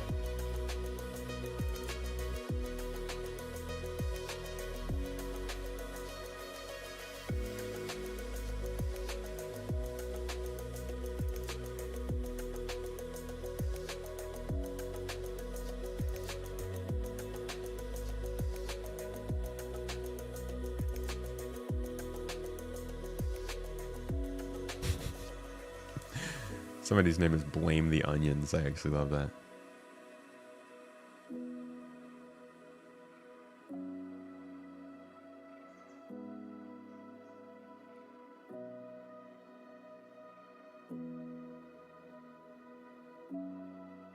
What is going on with my Twitch, man?